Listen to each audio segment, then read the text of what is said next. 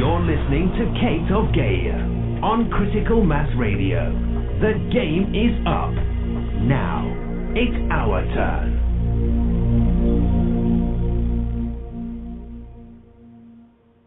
Hey, good evening. Welcome to Outside the Box. Yours truly, Kate of Gaia, here on criticalmassradio.co.uk. I got to tell you, the only radio station on this planet that is giving it out cold, hard, and true. And that's a problem, you know. It was a great post today with someone with a pill between their teeth, the truth, just too hard to swallow for some, and that's okay. But as soon as you get it, you realize that why didn't I do that in the first place? But you see, that's part of the game of awakening self. No one's going to do it for you. You got to do it for yourself. But lots of awesome stuff to talk about tonight. A few things that I want to cover. Again, talking about the key to get you out of the I don't know what the hell to call it anymore. This fictional literal reality that everyone is so bogged down in, caught in the matrix of dramas in all shapes, ways, and forms. And for many of us, a lot of people I talk to during the day, it's mind-boggling to try and have a conversation with anyone else. It really is, because you really start to, you find your yellow brick road, your Interstate 60, and congratulations to those that found it. And you're starting to understand now just how tricky this is to explain, because you might have tried to explain it to a few people, only to have them caught up in the literal realities, still thinking in terms of systems, still thinking in terms of legal, still thinking in terms of identification and all the rest of these false realities. These are the false idols. These are the deceivers. And they are everywhere. It's really a simple concept. If it's on paper, it isn't you. So why the hell do you claim to be a piece of paper? And I have just beaten this horse of Babylon to death. And I'll keep going. It's not frustrating. It hasn't been frustrating for a long time. I like to dramatize it on occasion just to let people, it speaks to egos that way. Sometimes it needs that little emotional trigger to carry it across. But the reality that we have is, your soul is at stake here, literally. And the longer you wait to accept the truth, well, there's nothing I can really say or do. I mean, the truth is there. It is right staring you in the face, and it is so blindingly simple. Literalists will have a nearly impossible time getting it. And it is very frustrating for, I know, many of you to try to explain this, because there really is no way to explain it, and I have spent countless hours coming at this from so many different angles to see if I could actually make it easier.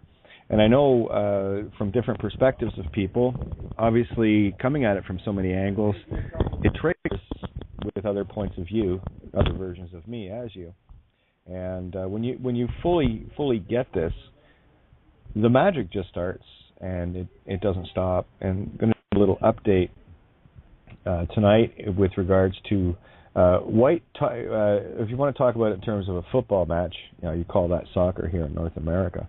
But if you want to talk in terms of a football match, White Tigers 1, School Generals 0. Just a little update here because I want to share this. Just want to post out. I did repost it, but guys, I got to tell you, thank you very much for so many beautiful posts on the page. Everything has gone totally anagogic here, so and I will cover some of the posts that have been holding so many of you back.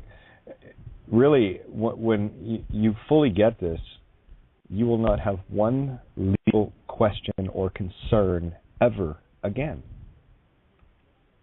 Every question is actually mute, because it's all fiction.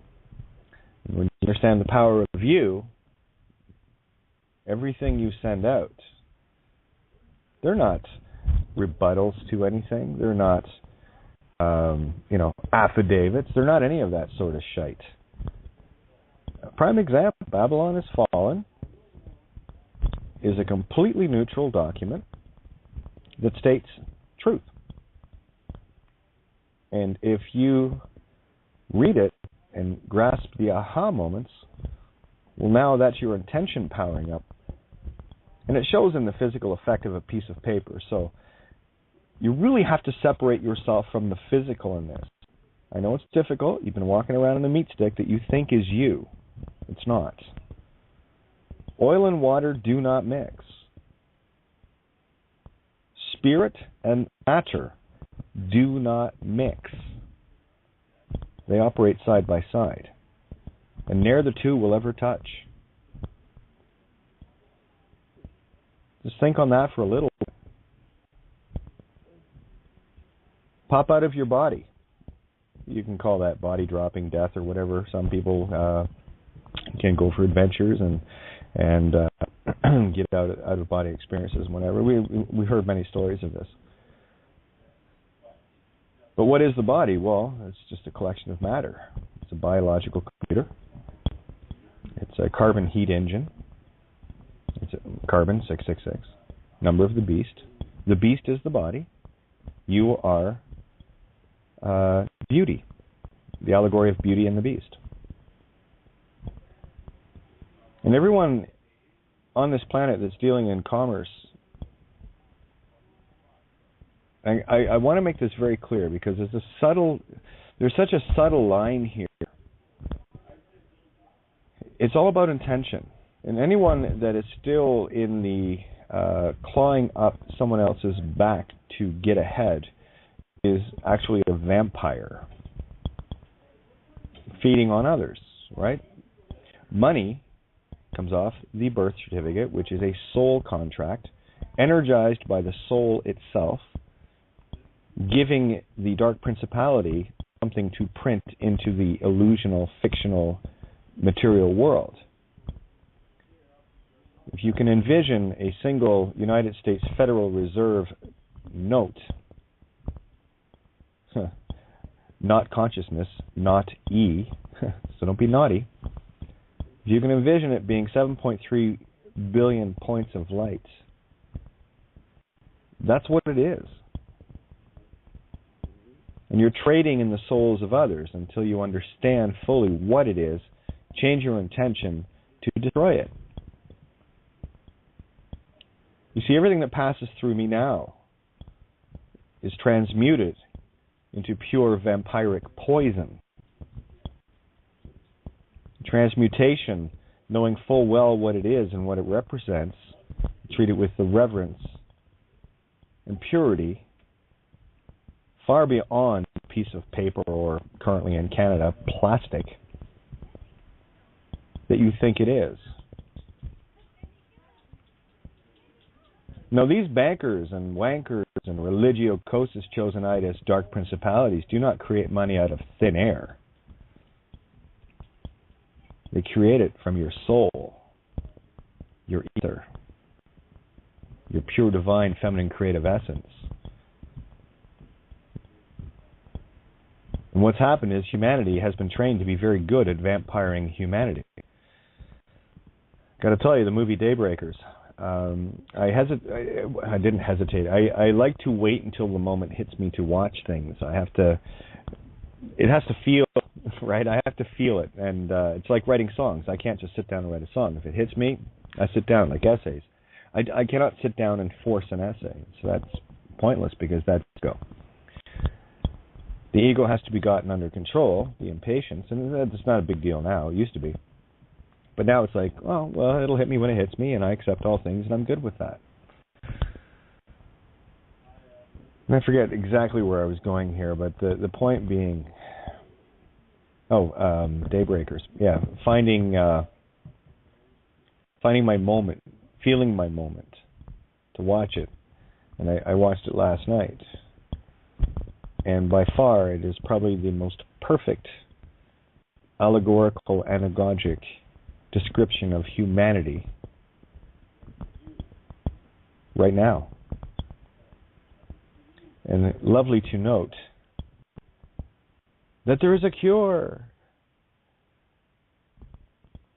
And I urge people to watch it. I'll talk a bit about that later on. There are things that I'd like to cover first, but it is available to watch on Putlocker. I download it from icefilms.info, and because I like to rewatch things, and there's no point in just watching it and then going back. It just chews up bandwidth, and don't want to be doing that because it's pointless. It's wasteful.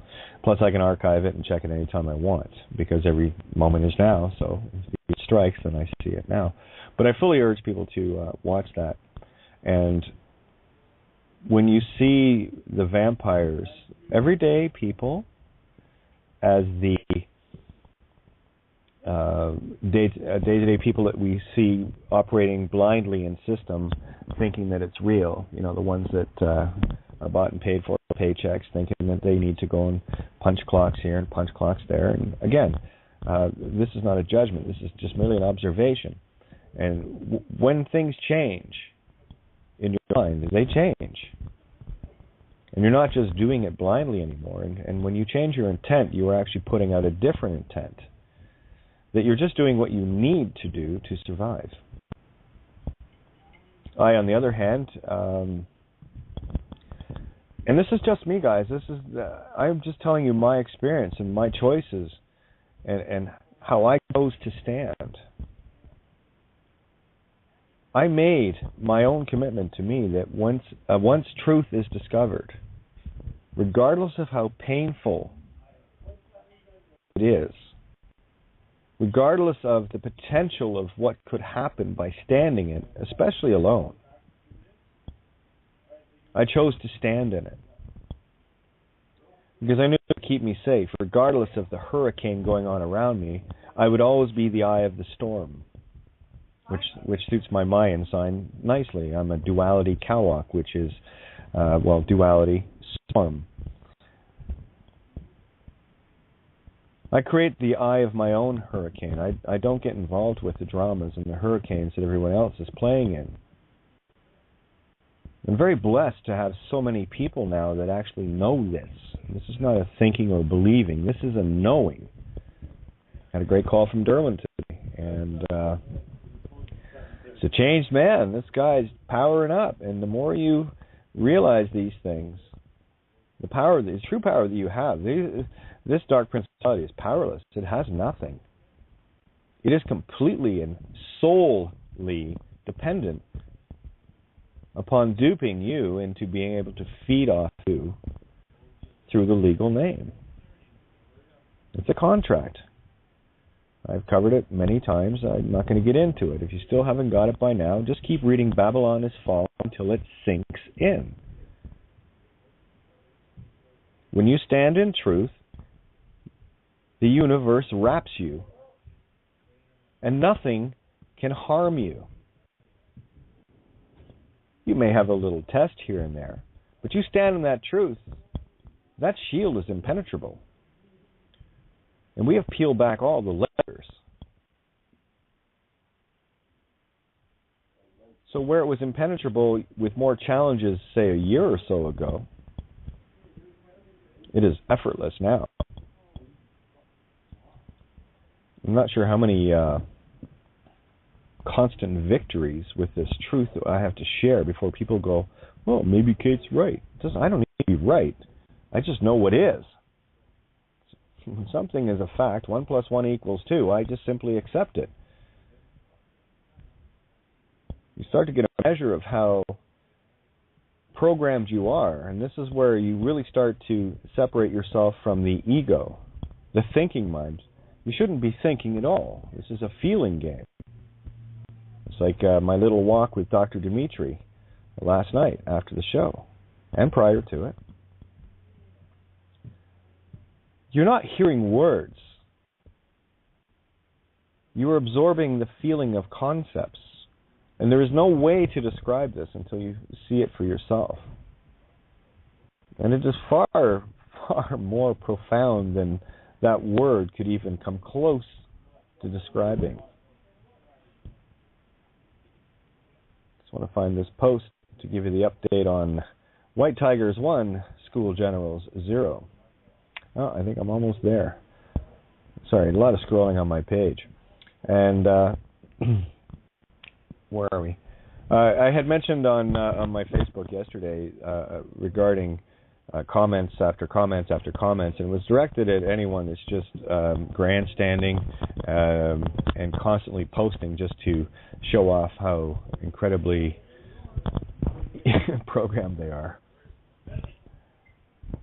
And, you know, I get to a point where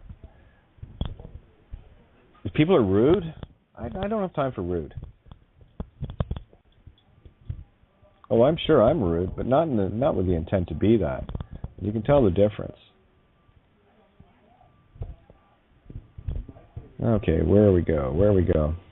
Yeah, and this system's coming down fast, boys and girls. Almost there. I love this one. This was a good one today. I am under no obligation to make sense to you. Does that say it all or what? Beautiful photograph, by the way, Mike. Mailing caution, do not read this. It changes everything. The trifold brochure, Babylon Has Fallen, right into a UK mailbox. And what a great game to play with the kids. Print off, a few hundred of them, take a handful of kids out with you, and play a game of choke the mailbox. And make it a game.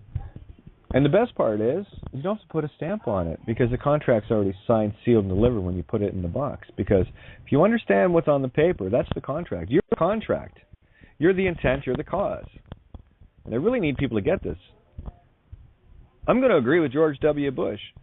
The Babylon Is Fallen brochure is just a goddamn piece of paper. You sign, seal, and deliver this with your ahas. I get it, it's truth. And then that piece of paper becomes the conveyance of the intent, regardless of what's on it. You could create a symbol with every intention in Babylon Has Fallen, put it on a piece of paper, and it's the same thing. But nobody can read it, doesn't matter. It's all contract, baby. And it's pure contract right to the consciousness. And this is the hardest thing for dating. I was there, and we were all there. This is the toughest thing to get across to someone living in a meat stick reality. Because there's still an effect to the senses. There's still an effect to emotions and feelings and lusts and drives and greed and envy and jealousy and all these retarded fucking emotions. That'll keep you in the game. You got to get neutral. And the only way I've found to get neutral is to go, I accept all things.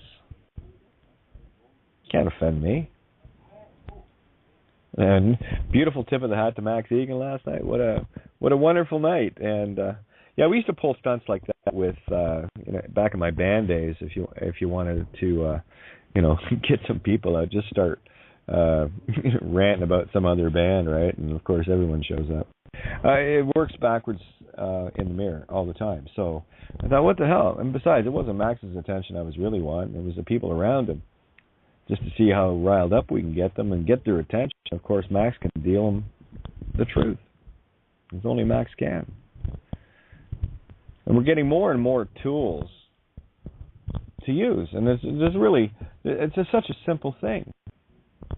It is so mind-numbingly, blindingly simple. No name, no legal name, no game. The vampires and werewolves cannot cross your threshold anymore. And then the fear kicks in. But Kate, shut up. I love you. Shut up. Let it sink in. Everyone is just in such a panic, right? But shh. Enjoy it. Just sit back and savor it. Don't chug the wine. It's a beautiful, beautiful Sauvignon, well aged in perfect casks. It's the reserve only for the highest truth. And if you try to chug it, you're not going to taste it, nor are you going to appreciate it. just be another guzzler like everybody else out. So take your time. This is the hardest thing for people. I know it was hard for me. Gemini, think. So I had to stop doing that. And you all got Gemini in you. If you got lungs and hands, you do. If you got feet, you got Pisces. You got a skull on top of your head. Well, you got Taurus and Aries right there. Interesting. I'm still trying to find this post. Actually, if I'm smart, I'll go to Clarity, and she already has it posted for me. Oh, a BTR listener, 020. I knew that was coming. Thank you, Clarity. And I know I posted in a few rooms. Hey, I know. I'll just go to one of the not quite as busy as everybody else's rooms. That works. We'll read it there. I shared it in all of the Skype rooms.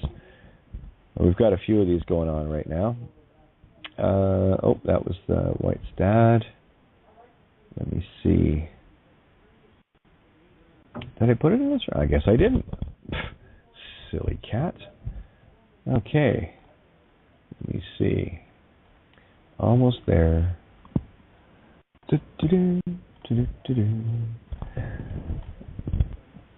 Yeah, I just want to give it out in Wayne's words. And one of the joys of reading what Wayne writes is I can feel it. It doesn't matter to me. I just want to make sure that I'm conveying the intuitive feeling I get from his writing, and just make sure I'm saying it the way he would want me to share it. Where are we here? These rooms have just been nuts. Okay, it's not there. Let me see. Let me check this room. Where are we? Don't you love live radio? Guys, we've got translations coming out everywhere. Croatian shortly for the Balkans. French shortly. So that covers a portion of Canada, like New Brunswick, Quebec, Louisiana in the U.S., of course, the Creole, the Cajun Creole, and what have you.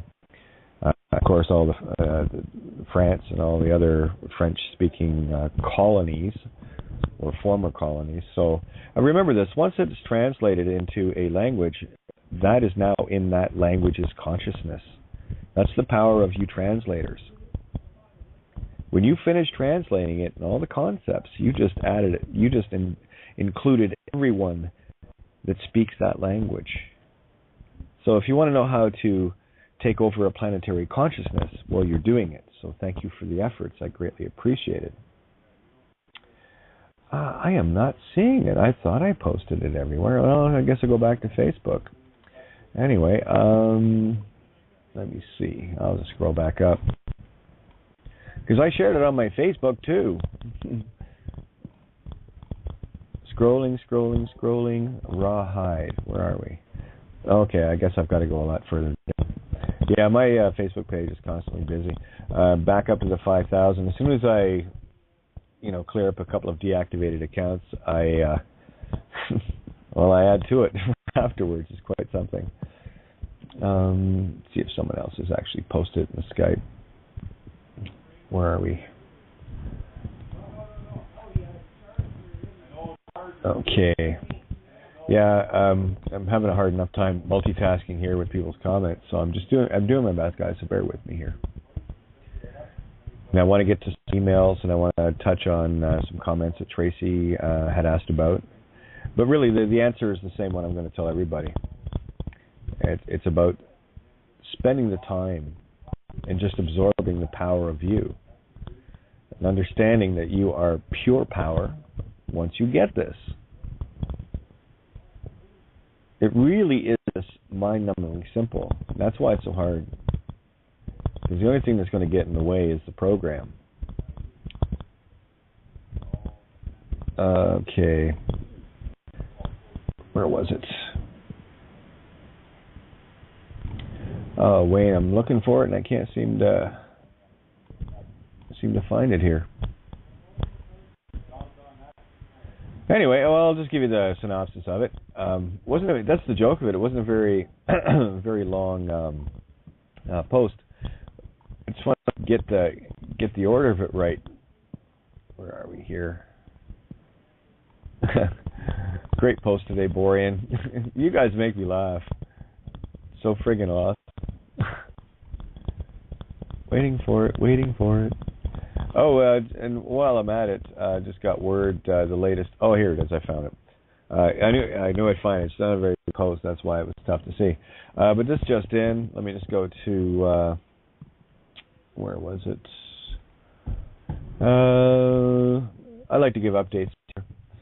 If you go to, this is the latest update, 20th of May 2014, Dean Clifford update. I guess a couple of people are keeping in the loop there, and I'm obviously talking to Dean.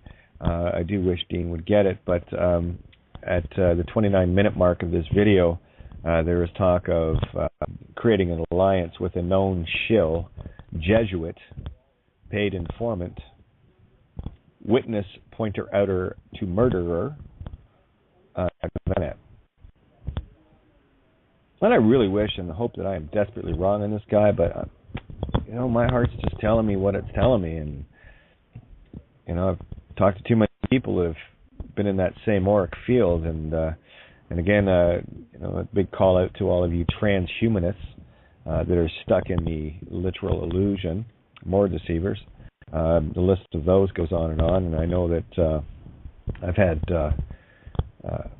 Alfred Lambermont Weaver, Laura Eisenhower on the shows a few times, and of course it's back in our literal fiction days when everyone was caught in the illusion. But I tell you, if you're selling this shit, sorry, it's snake, we're not buying. And you can have all the experiences you want. Remember, I did work with Kevin Annett for quite a few years. As a matter of fact, when the ITCS site opened on June 15th, 2010, I remember it because it's my birthday, right? Sue, my ex-partner, and I were the official communications because we were the only radio station left actually where Kevin could come on and talk about the genocide. And it's very interesting to note that anytime anyone has spoken up against Kevin Annett, he goes on a hate tirade and a what do you call that? It's a state COINTELPRO operation of defaming the individual, bad-mouthing them, rumor-mongering, creating all sorts of lies and scenarios around these individuals. It happened to a lot of people in the Irish groups that were working originally with him that caught on to his shillness. Mel V, another great example. We've had lots of people on. Lydia, if you ever want to come on to reaffirm this with your experiences and what have you, you're more than welcome. But anyway, your mention that Dean Clifford may be getting into an alliance with this known shill, well, not something I would do, so just letting you know that. I just thought I'd share it. But the latest update, 20th of May, 2014, YouTube, Dean Clifford update number 9. Go to the 29-minute mark, and you'll hear them talking about putting their collective heads together. Sure, let's just keep everybody in the system, right? Kevin? What is it, you're wanting blood contracts for common law sheriffs? Is that what you're after? I wouldn't be signing any deals with that devil. That's just me, though. But anyway, let's get back to White Tigers 1, School General 0. White's mom has just phoned me, and that the head of the school where she works phoned her and said the head of White School is taking early retirement at the end of the school year.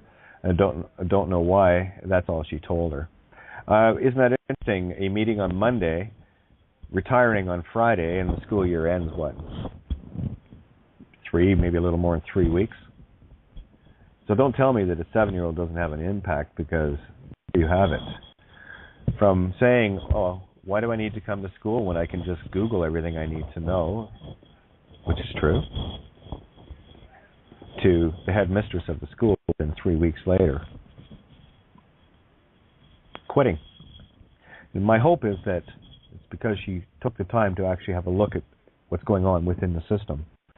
Because I don't know about you, but if I was caught in the matrix and I was a headmistress of a school, and suddenly a cop told me that I would be arrested if I mentioned a little girl's name, I would start questioning a lot of things at that point. And I know there was a lot of parents in that meeting.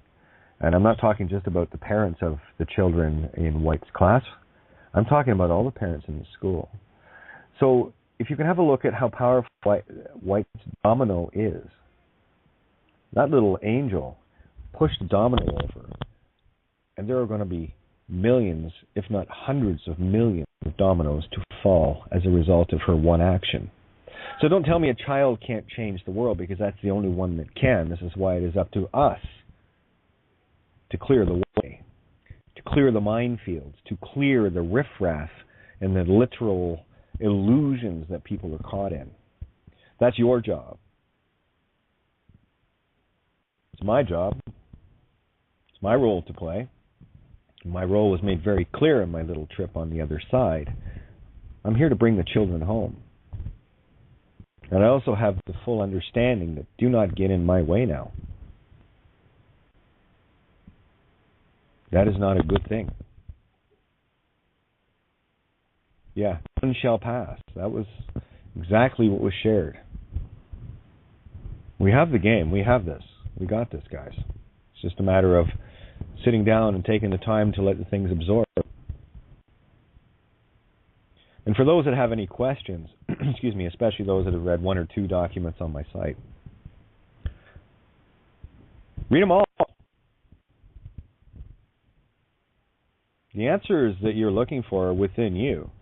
And it is my hope that through my experience of the answers I found within me, that I share in essay in whatever form, will aha with you as well. That's how I check my own resonance.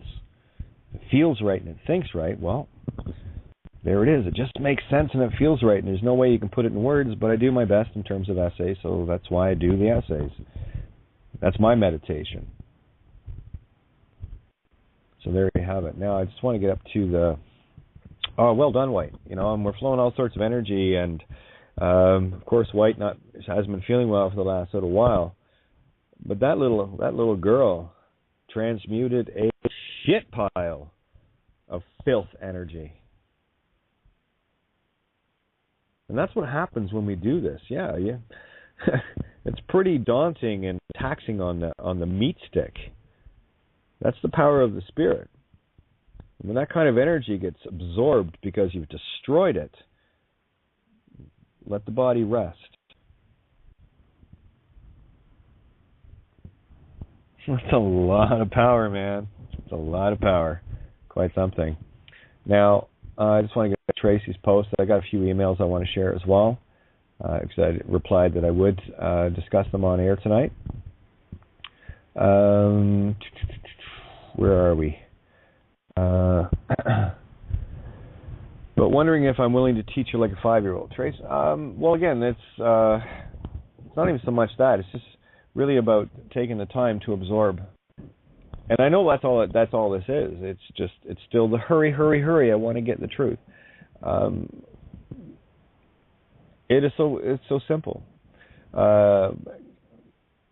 All right, now let's go down this, because these are very important things. And again, this is for everybody. So thank you, Tracy, for sharing this. If you're willing, do me a favor. This is what I'm going to start asking people.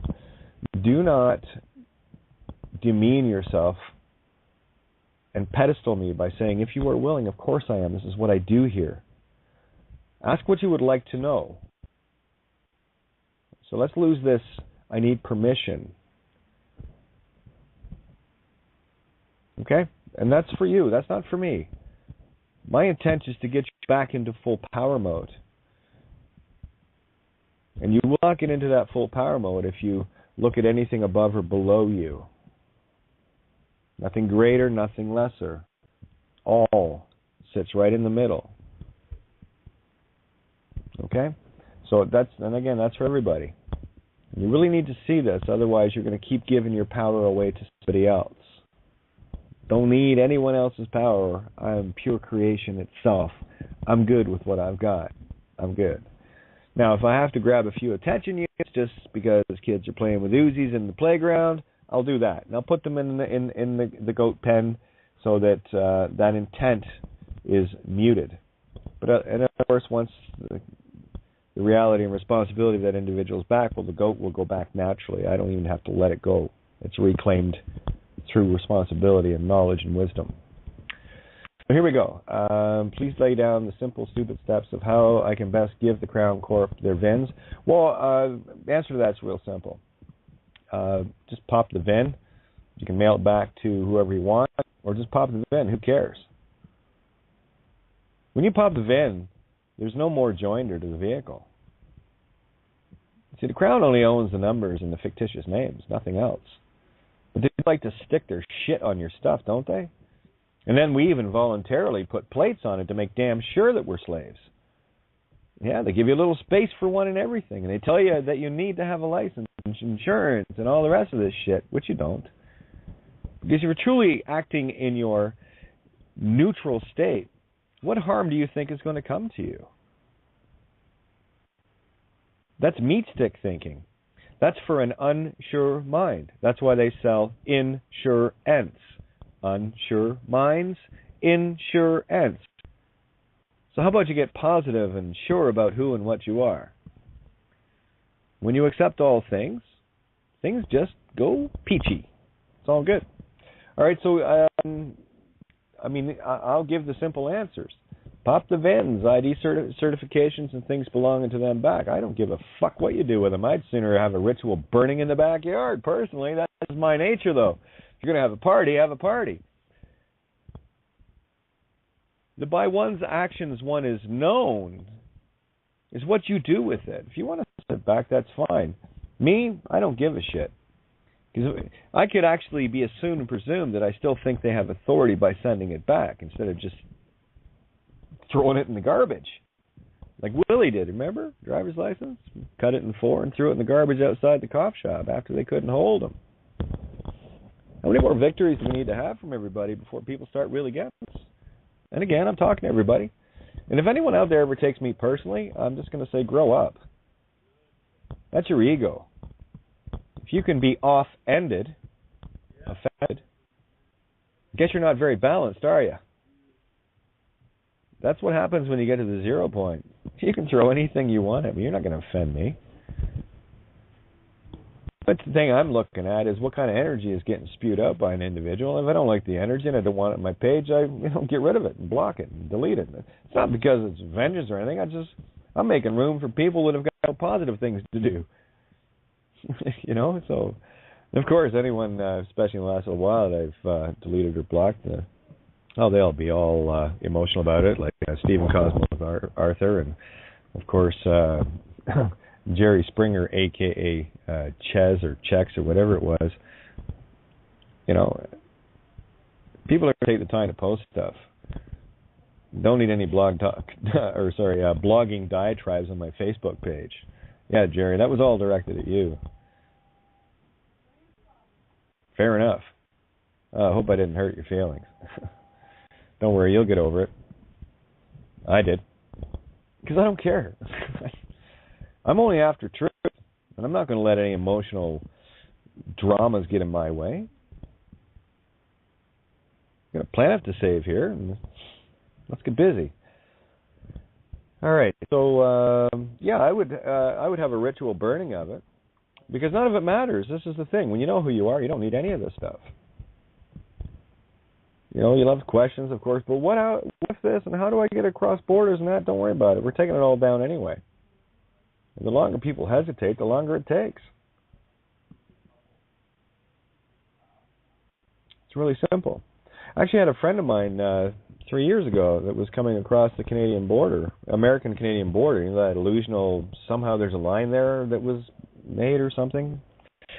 Anyway, and he was coming across with nothing, except that I told him, do not take any identification with you. Birth certificate, nothing. And he walked straight through, except that he had a birth certificate on him. When they asked him for it, do you have a birth certificate?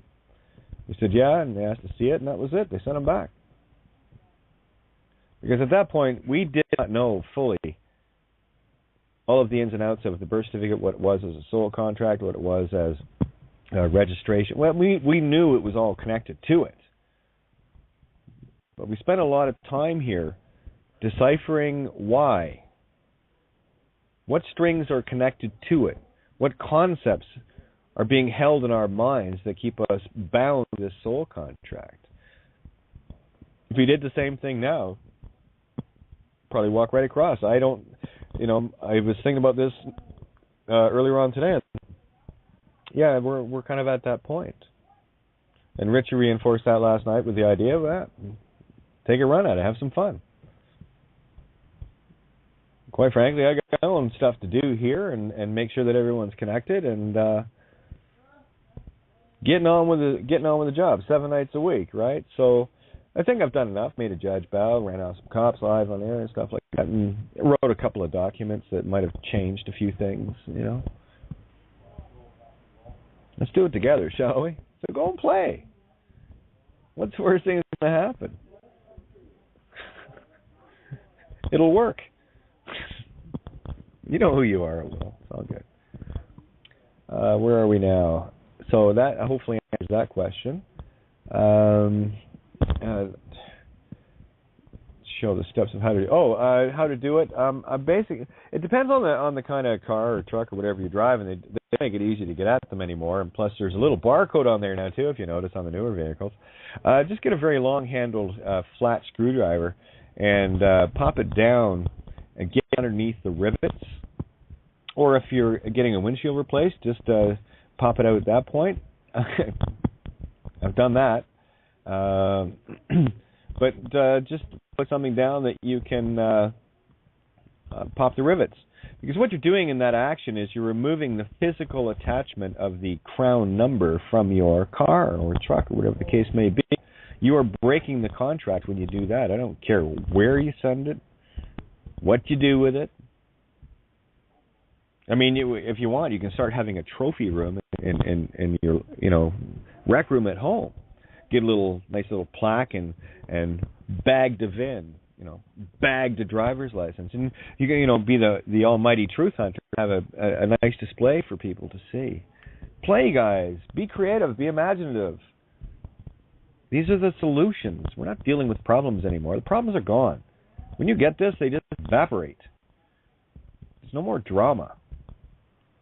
And you start smiling a lot more, and you get a whole lot more excited because all of a sudden you're stepping back into that power. You're returning to the true child within, the playful child with the wisdom.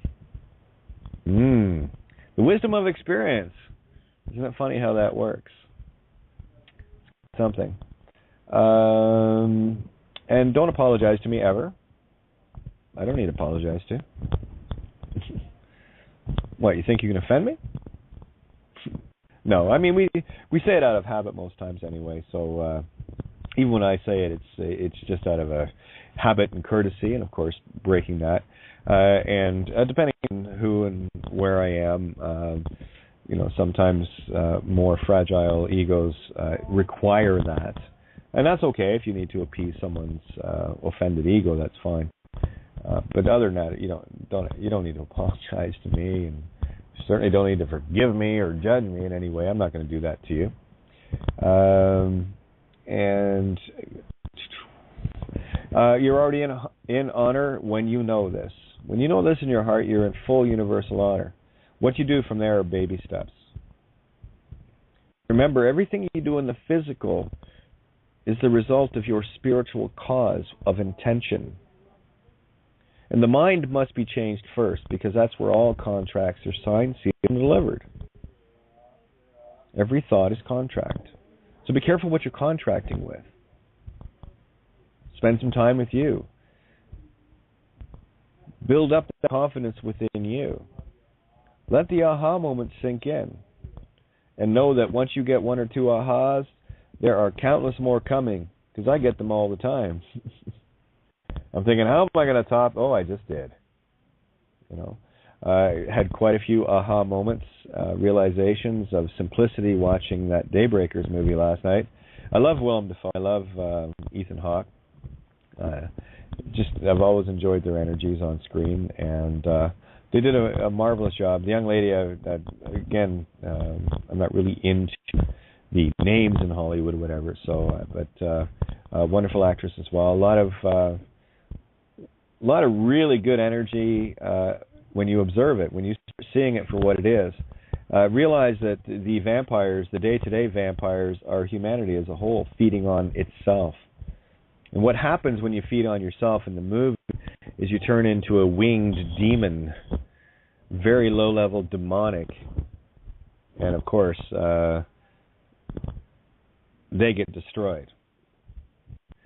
So if you can equate the wealthiest people that are lusting after the money, I know there are wealthy people out there that don't do this, that are actually using what they have to help. I know one in particular. The intent is pure, and that's transmutation of pure energy. Using the tools instead of being one. However, the wealthiest on this planet, the elites and all the rest of it, all they're telling you is that they're bigger vampires and they already have their demon wings. And I include people like David Igan in that group because I'm sure he's got a nice bank account alongside his buddy, Alex Jones. I do believe that David has been on Alex Jones' show. I don't think I've ever been invited. I've asked a few times. Oh, but they would never allow me, you know. No. That just wrecks their ability to vampire in humanity. So basically, anyone that's preying on humanity to gather lots of fiat deliberately to make themselves wealthy, whether they say otherwise. Sorry, I've never talked one-on-one with Dave to fully get the feeling on it, but my feeling is that it would be very difficult for him to empty his bank accounts in the same way that it was impossible for Mother Teresa to empty hers. And there's no way that Mother Teresa was going to go to one of the hospitals she set up. No, she went to her own private one. Yeah. Oh, they send them out everywhere, guys. So stop buying the bullshit. Start following your heart. And these are great questions and points, Tracy. So know your heart. If you know this in your heart, the contract's already broken. This is the magic. You now you just have to trust yourself to stand in that truth. You've taken the leap of faith. The second step is the difficult one that's going to prove everything, and it can come in the form of a fear or not. Right now, those that are getting this and awake don't have to worry about anything, because this stuff won't even enter your reality. That's how much of it's peeled away now. Because a vampire that tries to feed on you is only going to become human again. And of course, the other vampires are going to devour them. Kind of cool, huh? You'll see it in the movie, Daybreakers. Friggin' awesome. And you're already leading a good example. If you're stepping and walking in truth, that is the good example. Teach your children well. Crosby, Stills, Nash and Young. Have a listen to that song. Teach your children well. I think that was the ending song in What I Am. Great movie. What are you? Well, at the end of that movie, the only thing that resonated to me was I am love. I am the law of truth, and I have to stand, and I don't have to, I choose to, of my own free will. And I choose to step out of it any time I want, but sorry. Why would I do something so retarded as that? Well, got my soul back. Better sell it again. No, I can't do that. It's all good. Where are we? The PS here... I don't want to get into the technicalities of there's so many things in the literal that I just refuse to deal in anymore. But anyway, here, P.S. One of the first things you taught me was to put a corporate return address on the envelope as well as the intended address. Well, that's old now. You can decide what you want to do now. As I've said to people before, if you know who you are and something comes in with a dead fiction name on it, just write deceased, return to sender, and throw it back in the mail. And the fact that you've touched it is your DNA seal on it. You've sealed it with a Midas touch. That's pure intention. Because remember, everything in the body requires the life of you, the spirit. So the DNA that touches that paper and the physical is the physical effect of your spiritual intent. Don't get caught up in the dramas of DNA and the physical and all the rest of it, like some people I know have. They still haven't got outside the physical box. We're way outside of that. It's the intent, right? So do whatever you want with it. Have some fun. You know you're not the legal name. And when you know this, everything you do is pure contract. It works like magic. Real magic. But if you do want to send something, put the who you want to send it to as the return to sender. You're going to put another envelope together. Just put the same address on both sides. Don't put a stamp on it. Throw it in the mailbox. They're going to have to do something with it, aren't they? Besides, what matters, the intent's already done. That anything that is sent out from you, and I'm talking any thought that goes out, anything you intend to go out is pure contract. You just need to know the power of this. You need to understand that it is pure power, that is pure contract.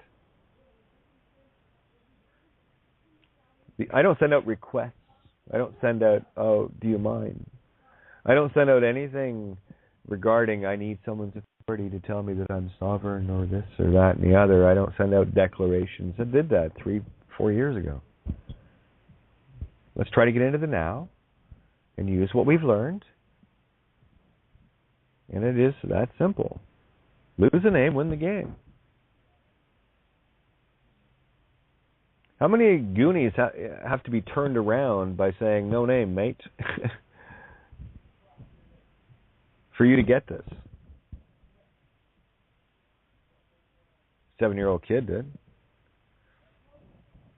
As far as I understand, her mom never said a word.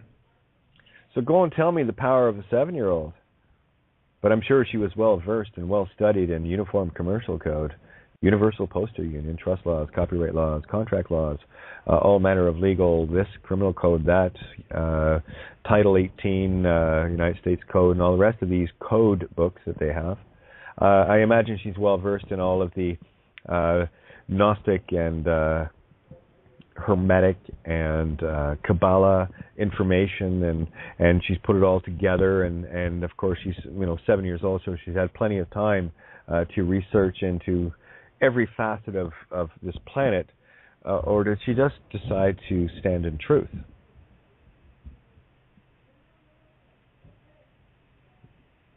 Let that one sink in. Yes, we had to do all of that to expose this, so that that child has the power of the truth.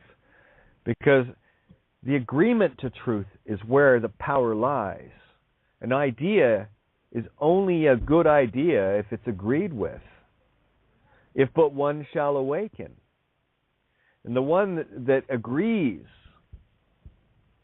is the one that has the power. I go back to dancing in the field. Yay, in the center of the field. And some crazy awesome individuals out dancing all by themselves. Until somebody decides, hey, that looks like fun.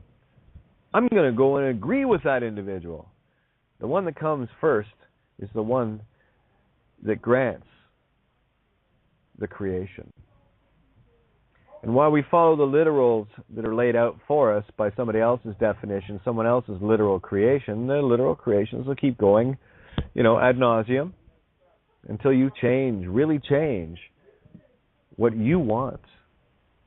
Don't buy the literals any longer. Start creating your own reality. Define the words as you want them to mean when you make that sound, regardless of spellings. The sigils are dead on paper. The only thing that can give that paper life is you, by agreeing to be something on that piece of paper, or saying that those letters and sigils actually mean something. This is why I'm telling you, if you understand the concepts in Babylon is fallen, and you send that out, I don't care if it's a check mark that you've put all that intention into. It could be that. But I do like to make it clear to others so that they can, if they take the time to read, that seed is planted. And if they don't, it doesn't matter. The contract's already there. If anyone even touches it, the contract is already dealt. If they see it, it's in their reality. The seed is planted. I can't make this any easier than that. But you got to trust that. This is the stuff that you don't trust. Oh, well, Kate, that can't be. That's yes, it can, and it is. I know this. You take your Piscean age and stick it back where the sun don't shine, between Scorpio and Sagittarius. Thank you very much. You might call it Uranus. Or Uranus, which means heaven. Yeah, really. Yeah, the dark heaven indeed. All right, so let me have a quick look here at some emails I wanted to touch on. Okay, let me just get this open. And then we'll get the board open and some people taking their baby steps of trying to get the simplicity of the concept that they're actually a little spark of allspark and that they're being drained and all they have to do is stop agreeing, consenting to be assumed and presumed to be a legal name. Somebody says, are you so-and-so? The simple answer is, nope. And the answer to that, to me, is this, okay. Didn't have to read many law books on that one, did you? Okay, so here we go. I'm going to share Jazz is first. Oops, let me just scroll this down. I hate Outlook. It used to be so good, now it's garbage. But anyway, kia ora, Katie. Jazz here from the Player family. Glad to meet you, Jazz. Maori bloodline, nice. Living in Sydney, Australia. Get on Skype and we'll hook you up with lots of people down under. Not far from Arthur and Fiona Christian. Never met them, thank God. Thank yourself. You're God. It's all good. Thanks a million for the easy-to-comprehend website and radio talkback shows. That's why we're here. And this one goes out to everyone. Bloody awesome. Yes, we've been exposing all of that, too, the bloody awesome part. I've been on this mission for about 4 years. Now seeking wisdom from the wise ones that have experienced the fraud. Well, you're wise because you're here, so I love this. And I hear what you're saying. It's just the paperwork that stands for. Well, you don't have any paperwork really needed any longer. This is the point. I was trying to get this across to Santo as well. Do you know of anyone here in Sydney that could help? Well, don't call yourself a dummy. Not if you're emailing me. You're wide awake. Like me, with the actual paperwork to settle and close an ongoing wage garnishing. Here's the simple truth in this, guys. When we try to force nature's hand by being physical cause, we're actually acting in a Luciferian mindset, thinking that we rule nature. The truth for me is simple. I am a causal energy, nothing more, nothing less. Why would I need to try to do something beyond just plant the seed and let it grow, let nature take its course? This is, for me, the ultimate test of Job and the ultimate test of trusting myself. Because there are many things. I have many reasons to want to do this and do that and do the other with regards to the house and my daughters and my ex and everybody to take a run at me and all the rest of it. I just plant seeds. And I breathe. And I accept all things. That which needs to be, needs to be. And as a servant of servants, my agreed role to be here, I'm good. I'm very patient. I'll let a vampire devour itself. And that's what the system is doing. The time is short. In the moment of me actually being the one to choose in terms of, well, I'm only calling it judgment. It was an allegory I shared with Paul earlier today. I want to share with you guys just to give you the concept of why to let things go. Because even Joseph's brothers, the allegory in the Bible example, Joseph's brothers were jealous of Joseph, so they, if you don't know the story, just watch Joseph and the Amazing Technicolor Dreamcoat. It's actually way more fun. But don't get caught in the literals, keep it anagogic. Joseph's brothers were jealous of him because he had truth, he had light. That's why he got the coat of many colors, right? And they conspired to get rid of him. So they were going to kill him, but they changed their minds at the last minute and decided to kill an animal and put that blood on his coat and take it back to their father and tell him that Joseph had been killed in the wilds, whatever. And they sold him into slavery. And he ended up in, as you know the story, he ended up as the right-hand man to the Pharaoh. And was in charge of a lot of stuff. And many years later, his brothers came to Egypt to get food because the famine had been affecting them. And, of course, Joseph was in charge of handing this food out. Isn't it interesting? And so many years had passed that they didn't even recognize their own brother when they saw him. And now there was Joseph with power to say, "Oh, these are my brothers that were traitors to me. Kill them." But he didn't do that. He gave them the second chance, the last chance. You only get a second chance here. You don't get more than two. He gave them the second chance to change their ways. And he played a trick on them by shoving a favorite goblet of his into Benjamin, their youngest brothers, and now their father's favorite son, to make Benjamin look like he stole it. And then he said that, well, I'm going to keep Benjamin here because he's a thief and blah, blah, blah. And then Joseph sent his brothers back to give the joyous news again that their father's favorite son had been taken. What do you think? Now, it all played out, and he said, yeah, it's me, it's all good, blah, blah, blah, and whatever. Now, what if the brothers, even after this forgiving, did it again? What do you think Joseph would say then? Well, I'll tell you what Joseph would say. Well, obviously these guys are insane. You can't rationalize anything with a psychopath or someone who's insane. So it simply put it out of its misery. That's the only compassionate thing to do. How many times do you have to be told the truth that you are harming someone before you figure it out? How many times do you have to tell someone that what you're doing is wrong, is pure evil? And not only are you harming me, but you're giving up your own soul in the process, and it's my intent that you keep that if you would but listen. So the natural course of things, as I see it, is very simple. The second chances were given, third, fourth, and fifth. You've heard how many chances have I given these people? And when they present themselves allegorically to me, I can only answer them one way. How many times do you have to throw a knife into me for me to tell you that you shouldn't do that and it hurts? To continually do it. How many times do I have to tell you that? Obviously, you're empty, you're soulless, you have no concept of right or wrong, so that just means you're a program. Those I just obliterate completely.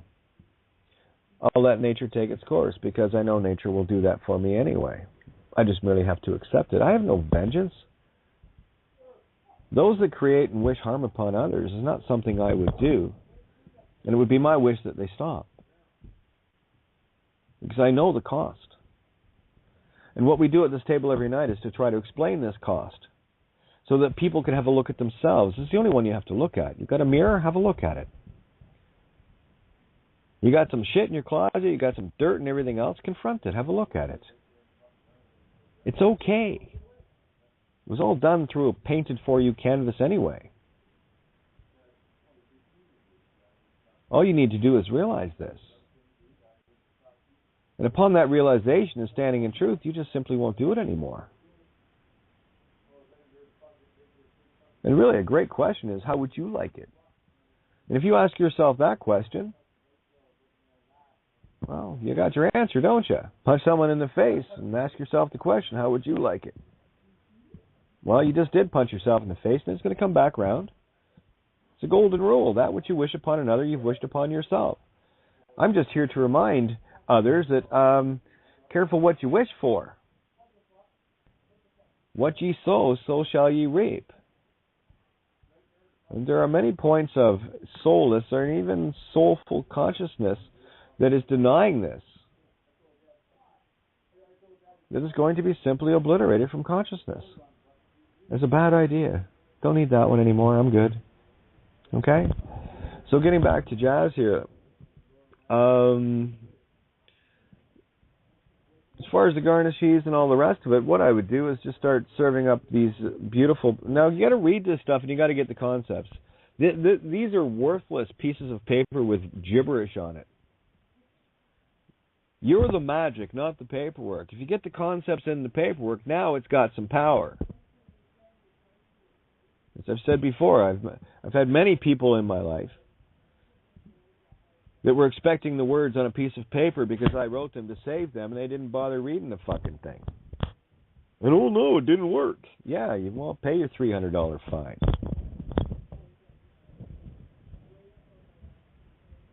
It's that simple. You're too busy wrapped up in the physical material manifestation that you can't get past it. This is what happens to a lot of people. How many times do I have to tell you? I got the scars in my back from many people that I have offered to help. Not do things for them, but, be there shoulder to shoulder. Against many of these people, I try to get shoulder to shoulder. They're jumping up with their thumbs in their mouth, and and they got their diaper on. They're in my arms. It's like, what the fuck is this? Save me, Kate. Save me. What do I do about my mortgage? Well, same shit you do about a parking ticket or about whatever. It doesn't matter. It's all illusion. The only way you're going to get out of this illusion is to remove everything that's connecting you to it. That's where your power shows up. That's where your shields go up around you. Lose the fear of, well, what if the God... Shut up. You're creating that reality. You don't need to worry about it. But that's the doubt. That's the Piscean. That's the ego. That's the bullshit. Listening to that voice in your head. Listen to your heart. Only in the heart will you get concepts. Will it feel right? No words required. That's why the hermetic aspect of thought is so poisonous. Plant the seed of thought. Separate the brain from the heart. There's your divide and conquer. And let's put a reptilian brainstem in between to make sure that we can use it as literally as a radio remote control. Remember, we're energy. Energy can be affected with wavelength if we're not aware. Once you become aware that you are all, then don't worry about the microwaves. Don't worry about the 60 hertz, the carrier waves and all the rest of it, because you know that it has no effect on you.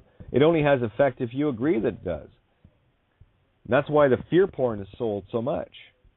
Oh, the smart meters, they pulled that shit with the pyramids. They also had uprising with slaves too that it didn't work on, because they grabbed their own reality back. Remember that. You can only be controlled if you choose to be. And I'll tell you this right now. If you don't have a legal name, how the hell are you going to be on a government watch list? You can't put an unnameable there. And I go back to there was a list about a year that came out from the I think it was the RCMP or Remote Control Monkey Puppets or whatever, one of these alphabet gang gun thug frontline armor pallet contractors. They had a list of the top free men on the land to watch out for, and of course Dean Clifford was top of the list. I had a good chat with Mary Croft about this because neither of us made the list. Yeah, wonder why. Well, we're the last ones that the system wants anyone talking about. That's why people like Max Igan is so critical to get these heavy hitters with this, and to try to explain the bliss from last night with him, just mentioning that I don't care if he was going to finish with something like Babylon Has Fallen. The mere fact that it would be there is all the intention that is required for me, because we know the power of it. In every language it's translated, it's now translated and in full contract with that entire language, not just an individual. This is anyone that knows these languages. They're in contract. That's why we're taking the planet back, contract by contract. We have it in Italian, we have it in English, we have it in Spanish, Portuguese, German, Dutch, Filipino. Oh, that's huge. The list is huge on this stuff. Polish now as well, and quite a few others. Yes, the list is long enough that I don't know how many languages it's in right now, but I know that each one of those contracts is now in full force and effect for consciousness, completely engulfing this planet. This is how we take consciousness back, and we already have it, so this is all good. So, excuse me. Again, if there's any attachment to anything in terms of the material, seeking compensation and that, you're still in Babylon in thinking. This is about letting go. So these are the challenges we all have. In terms of wage grinder, see, fire in Babylon has fallen, and a few other things, I who should not be legally named, and hand the responsibility over.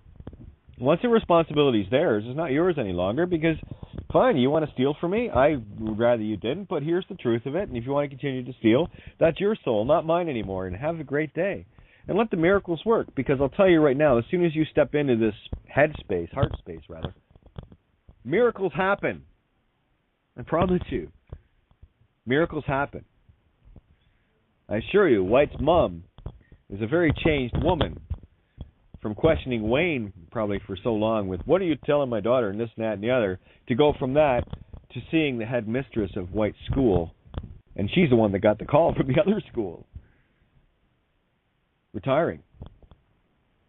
Getting to witness the power of no names here, mate. Her 7-year-old daughter. She didn't have to deal with the mom didn't have to deal with anything, no license, registration, or anything. The guy just closed the book up and walked away. That's the power of truth. And that's the connectivity that we all have with the children. They will stand. And none shall pass, baby. They don't get through this shield. You are Susan Storm. There it is, right? Shields up, you're invisible. Fantastic Four indeed, huh? Yeah, I know, it's just crazy. But and again, I urge everyone that wants to email or whatever, if you want to connect with myself and other people, many other people around the world, get on Skype. It's a free download. It's easy. My Skype is katie.renee.thompson. You connect with me, I'll connect you up. I'll hook you up with wherever you need to be. I'm working the switchboard here, the son and the daughter. It's what I do all day. I make sure people can connect so that they can build the power with themselves. When you know that you have others around you, shoulder to shoulder, it makes you feel better, doesn't it? You're not walking alone anymore. You still have your own path to walk. But you're not walking it alone. You're walking it alone together with everybody else that's walking alone together. Shoulder to shoulder, and it's really, really easy. And you connect into this consciousness that we are pushing forth. We're cutting consciousness right now.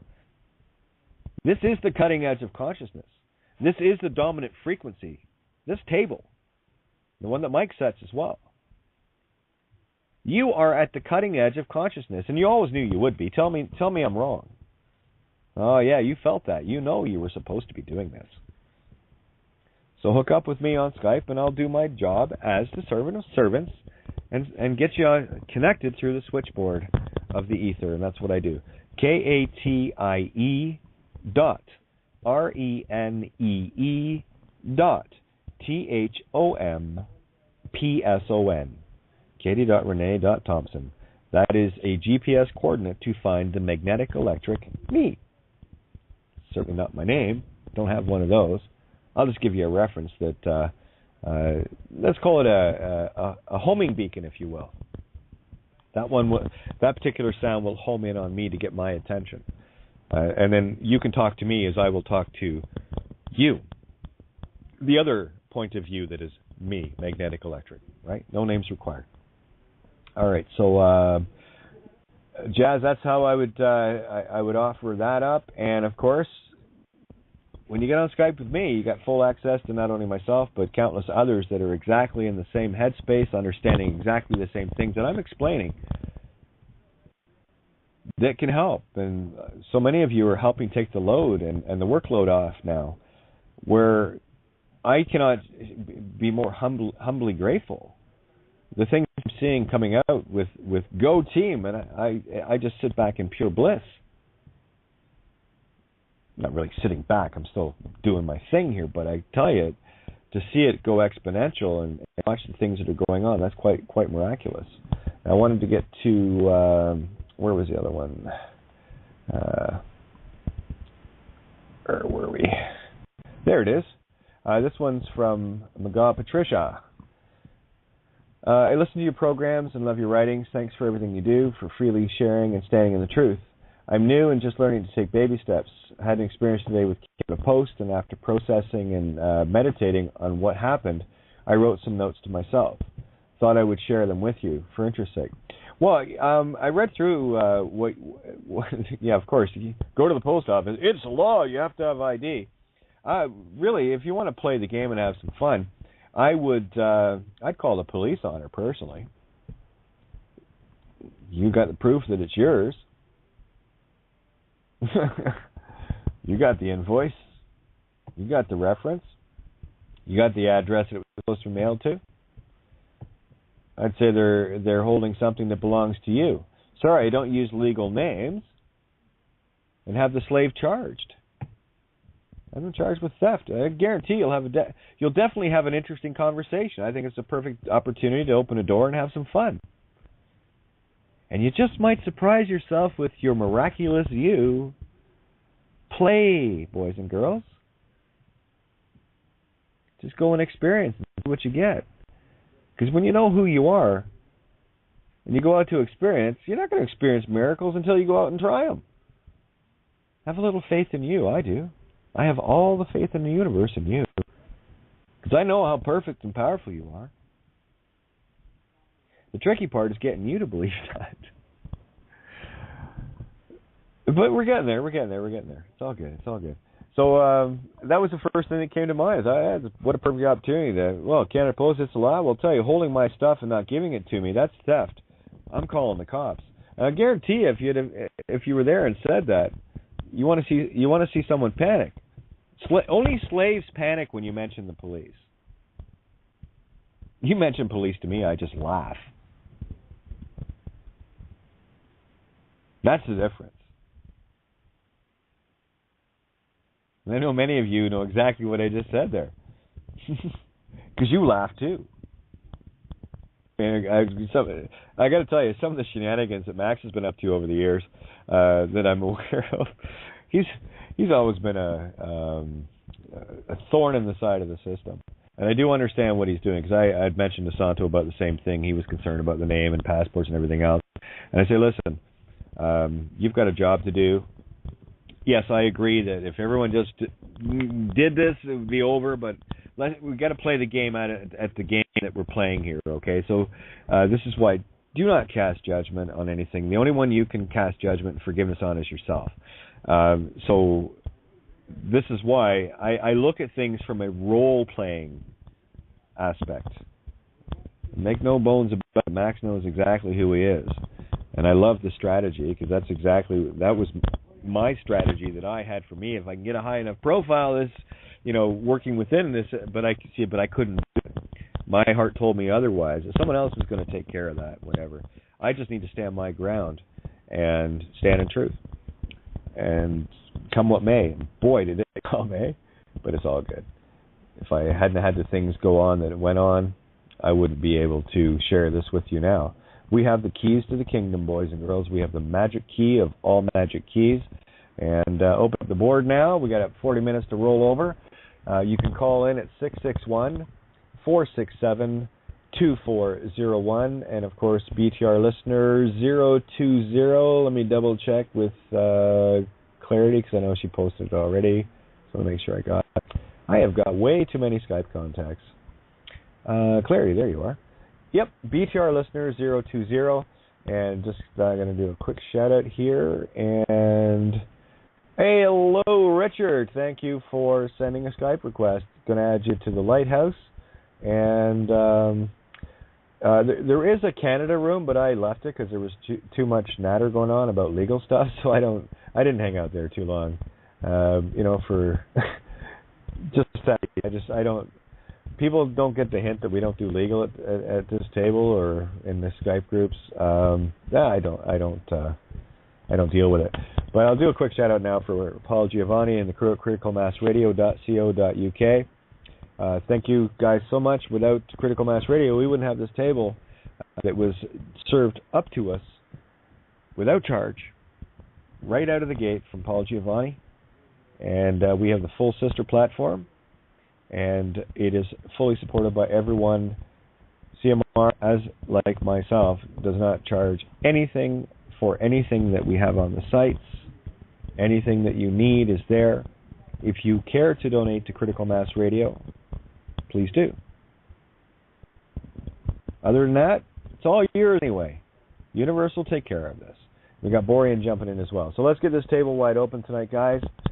Shout-outs done. We got, there's 42 callers on the board. We got room for 8 for the rollover at this point. So let's bring this puppy home.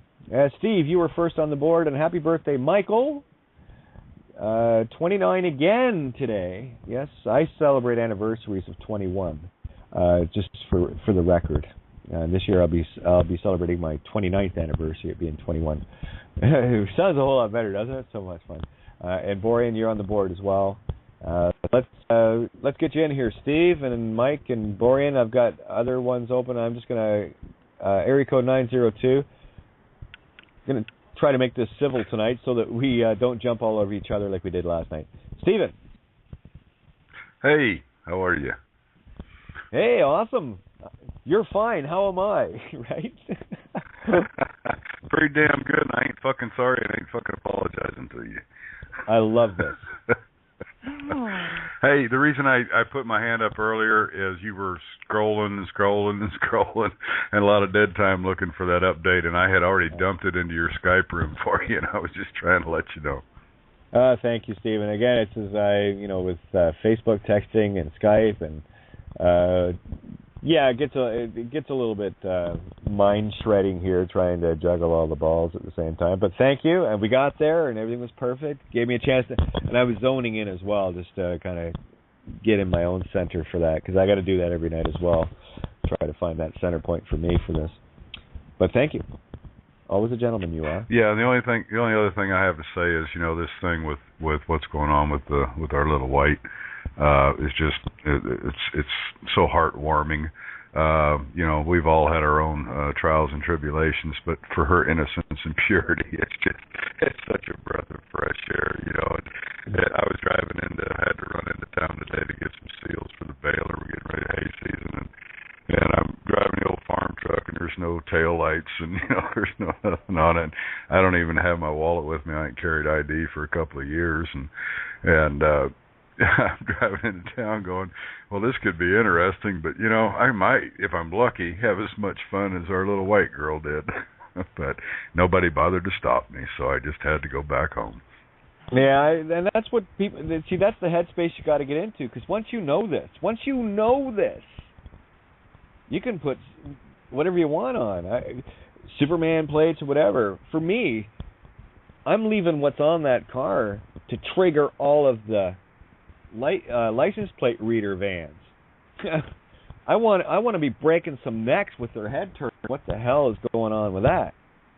Do not touch. Well, and if you do that without the arrogance and without the ego, it's a great thing. It's not that you're doing it to see what can I get away with. It's doing that you're seeing it in a state of freedom, and it's all about hell, we all know, it's all about the intent and the heart set. But I will guarantee you, the minute you let your little ego run up in there, somebody's going to slam your ass. Bingo. Everything about me is saying, here I am. Over here. That's all. How am I supposed to get truth to anybody if you don't know where I am? If I can't create a reaction within your own system, some control. Right? And, I got to tell you, that domino, that one little domino that White tipped over is so, in my mind and heart, is so fractal I can't put it to words. Just watch, people. Where do you see this? That's a tsunami of... They don't have a measurement and magnitude of the height of that wave going around this planet. You watch. You want to see the magic of 7-year-olds? Whoa. And the beauty of it is how it's touching people that are not even connected to it. I've told you about this guy that I work with at the ranch. He's 70 years old, diehard Democrat. Used to be, doesn't know what to think of himself now. Retired union guy, doesn't know quite what to think about that now. And, I've been talking to him for the last few years, and he's the one who said, "Now, what if you go to a trial? You can't say that that's your name. This is coming from him because he understands." I was telling him about the little white angel, and he's just sitting there shaking his head, smiling, going, "You're right. She can't say her name because it isn't her name." Here's a 70-year-old diehard liberal going, "I get it, man." So it happens. It's just beautiful. Like magic, because it is. And I'm going to be working on some satirical songs because there's nothing more potent than a bard and music. Hello. Oh, that would be so wonderful. I'll back out. Hold on just a second, Mike. One quick thing. That would be so wonderful for me to be able to hear you do your music again. Well, so I'm out of here. Thank you. Yeah, no worries. It's going to be rather satirical. Well, let's have some fun. If people want to be criminals, I'm going to write songs about you. Michael, jump in here, my friend. Good to have you. Yeah, aloha, Kate. Yeah, beautiful. I was just realizing today my mother is 73. She'll be 74 here in a few weeks. And my father's 78. They came to the table. Really? They sounded like they were in their mid-50s. The youth in their voice was awesome. My goodness. A lot of love, Kate. Wow, that's awesome. And it was just, I got to tell you, it was wonderful hearing your mom and dad's voice today. And that was awesome. And then, of course, I've got to do something about my voice. I know it's a little low, but anyway, it's all good. That was fun. Yeah, my dad's there. My dad's 78. And he's kind of like what Steve just described, Democrat, union guy. Yeah. Still, and I've been sharing with him for, my whole life, as my mother shared earlier. And he's like, wrapping his head around this stuff. It's like, they know this, but they're like, but it can't be that. Like, yeah, it is. You tell them it's a two-party system, it's a one-party system. All right, I understand. And then they, and then they go back, and it's just coming clearer and clearer because, as my dad said, hey, man, and I found it really good. He's like, listening, he's just like wanting to have a conversation so he can know better. Or what was he said? What did he say there, Kate? Do you remember that? I know what you're. Yeah, he's just gonna take some time to absorb it. He was I got to tell you, I felt a very wide open energy that a lot of these things that are tough to hear for the first time and whatever. But no, your mom and dad are wide open. And this is what's happening with consciousness, and you're going to see this more and more with everyone around you. The more you get it, the more you will have that version of these people in your reality. It's inevitable. So I'm here. Anyone else want to jump in? Please do. Well, we got Borean, Eric, 902. Whoever wants to jump in, and Lois is in here as well. Those are the mics I have open. 902 is Liberty. And Liberty, how are you? Oh, I am delighted. Just loving the sense of power that is growing ever stronger as I grow and we all grow together. Thank you. I when I took that VIN off, it was like, but I realized I didn't take it all off because I just got that little sticky stuff off. So I got to dig deeper, I guess, huh? Well, you've already got the intention there. The most important one is the one that can be seen immediately through the windshield. And they can't see it anymore because that's gone. There you go. And the one in the door, you just scrape the living crap out of it. It's the intention, remember. What you're doing is putting your spiritual intent into the physical reality. Yep. And once you even just have the intent to remove it and just scrape it. Yeah, it's gone. In my heart, it doesn't exist in there. And if they find it, I say, and goodwill, you want the vehicle, you can have the vehicle. I don't care if that's what you think, but it's mine. So, but I don't need to have that. I feel like there's now a golden bubble all around me. So and it just thank you. So that's what I just wanted to say. Thank you again, and thank you to everybody. Thank you, and there you go, guys. I didn't even have to answer that question because, well, I popped mine out. I just want to try to explain the spiritual connection to it. If it's attached, then there is there was an intent to make it attached, so put your intent in to get that out. If you got a zit, pop it. And that's all these things are to me. They're zits. Pop them. Get rid of them. Let it heal. It's all the intent. So you can mute me again if you want, but thank you. No, it's all good, hon. That's why they call it a system. Think about what the rivet is that holds the VIN number down. If anybody's never used a pop rivet, it's a little round piece of metal on one side with a hole in the middle of it, and it's a long pin on the other side, and you take and you press the long pin into the hole, and you're fucked. Okay, I'm going to unfuck that rivet right now. Well, not now, but tomorrow. Yay. There you go. Take it to the core. It's already out of my mind, but I'll get it out of the car, too. I was going to say, Steve, you need to do a YouTube video of how to unfuck your rivets in your VIN. Too funny. Oh, man. Borean, Lotus. Yeah, Lotus is here. I'm always here at the table listening, and the more I listen, the more I get it. Because I'm a visual person, and I'm working on trying to get the visual from, and I'm getting it. I'm totally getting it.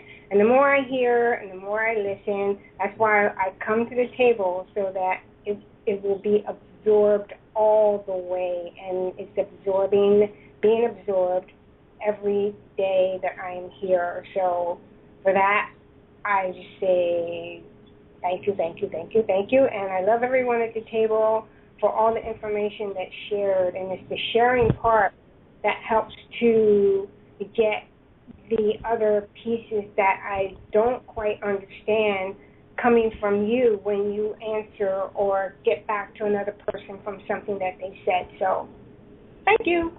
Well, thank you.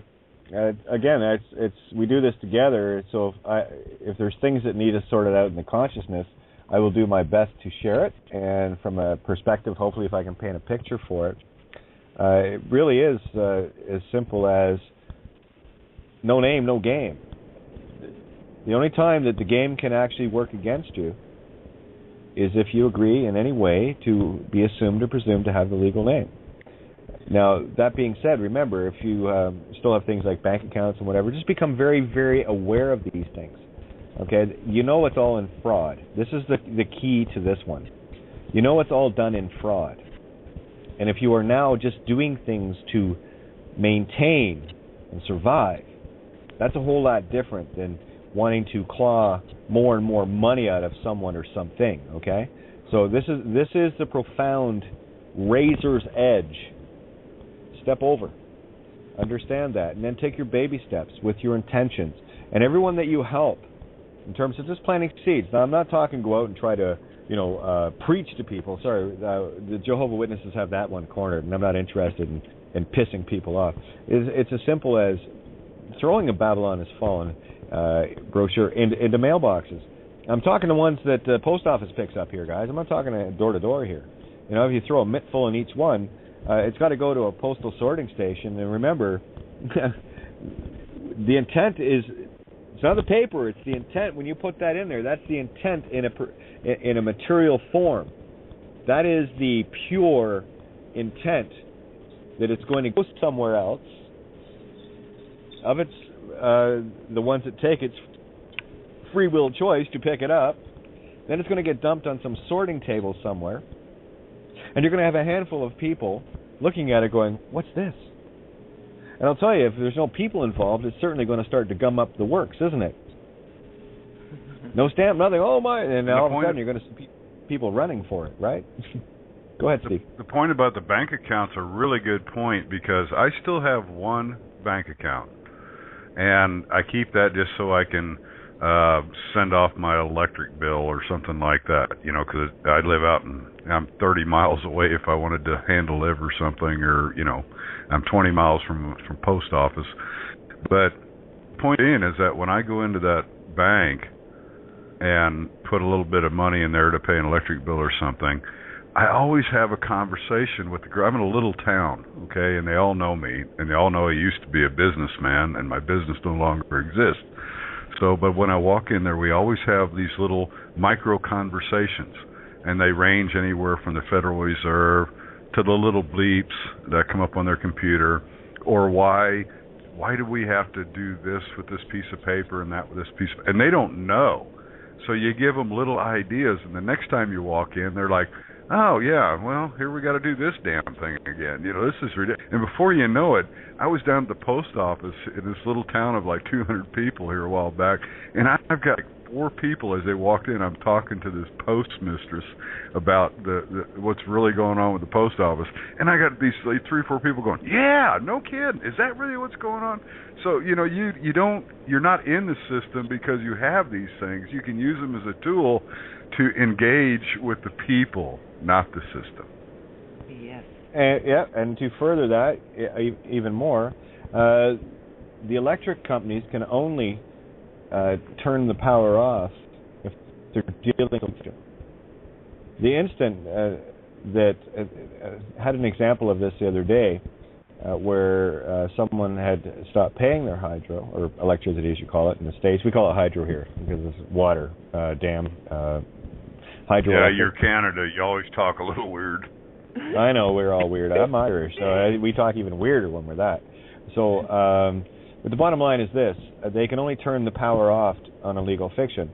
And one example is someone had accrued a large bill, and well, it wasn't them; it was the legal name, and had decided to pay a little bit on it. And when that happened, that was an instant recontract, so they could turn the power off. This is how fine a line we're walking right now. So if you chose to not want to ever pay electricity again, you're not supposed to. It's yours anyway. Then.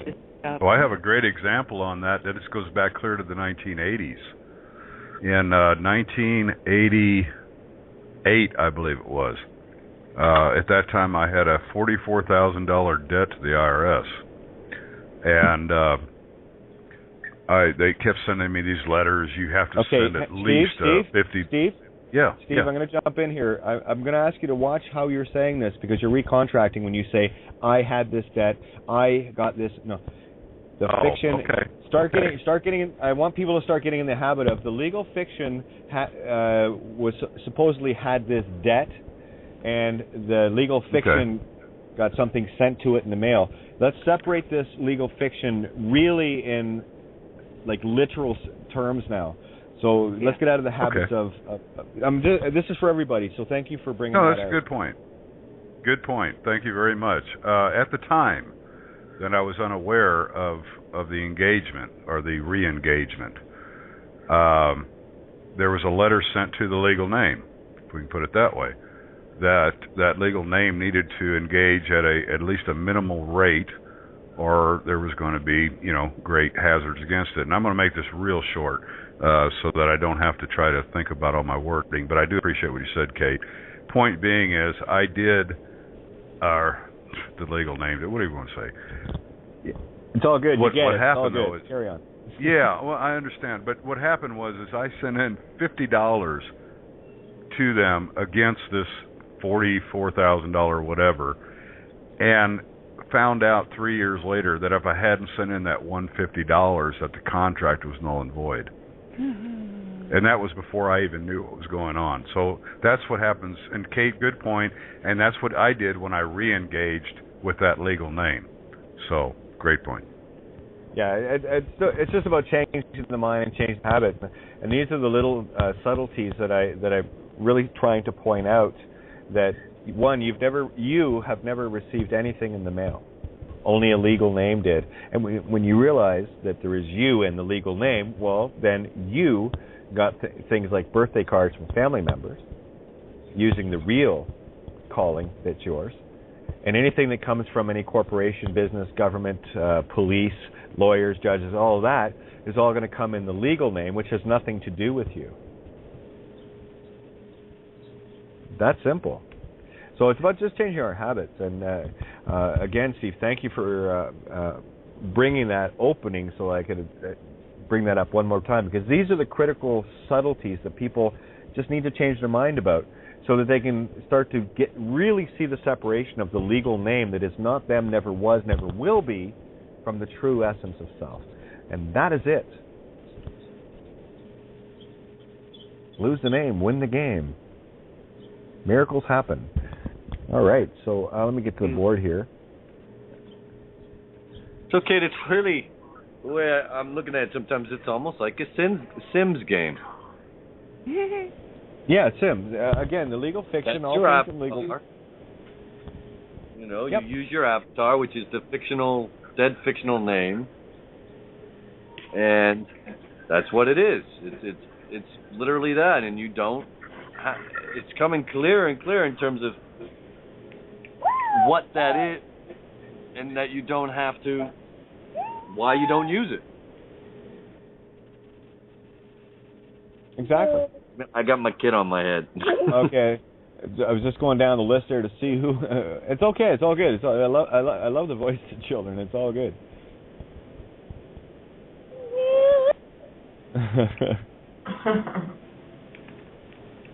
Perfect.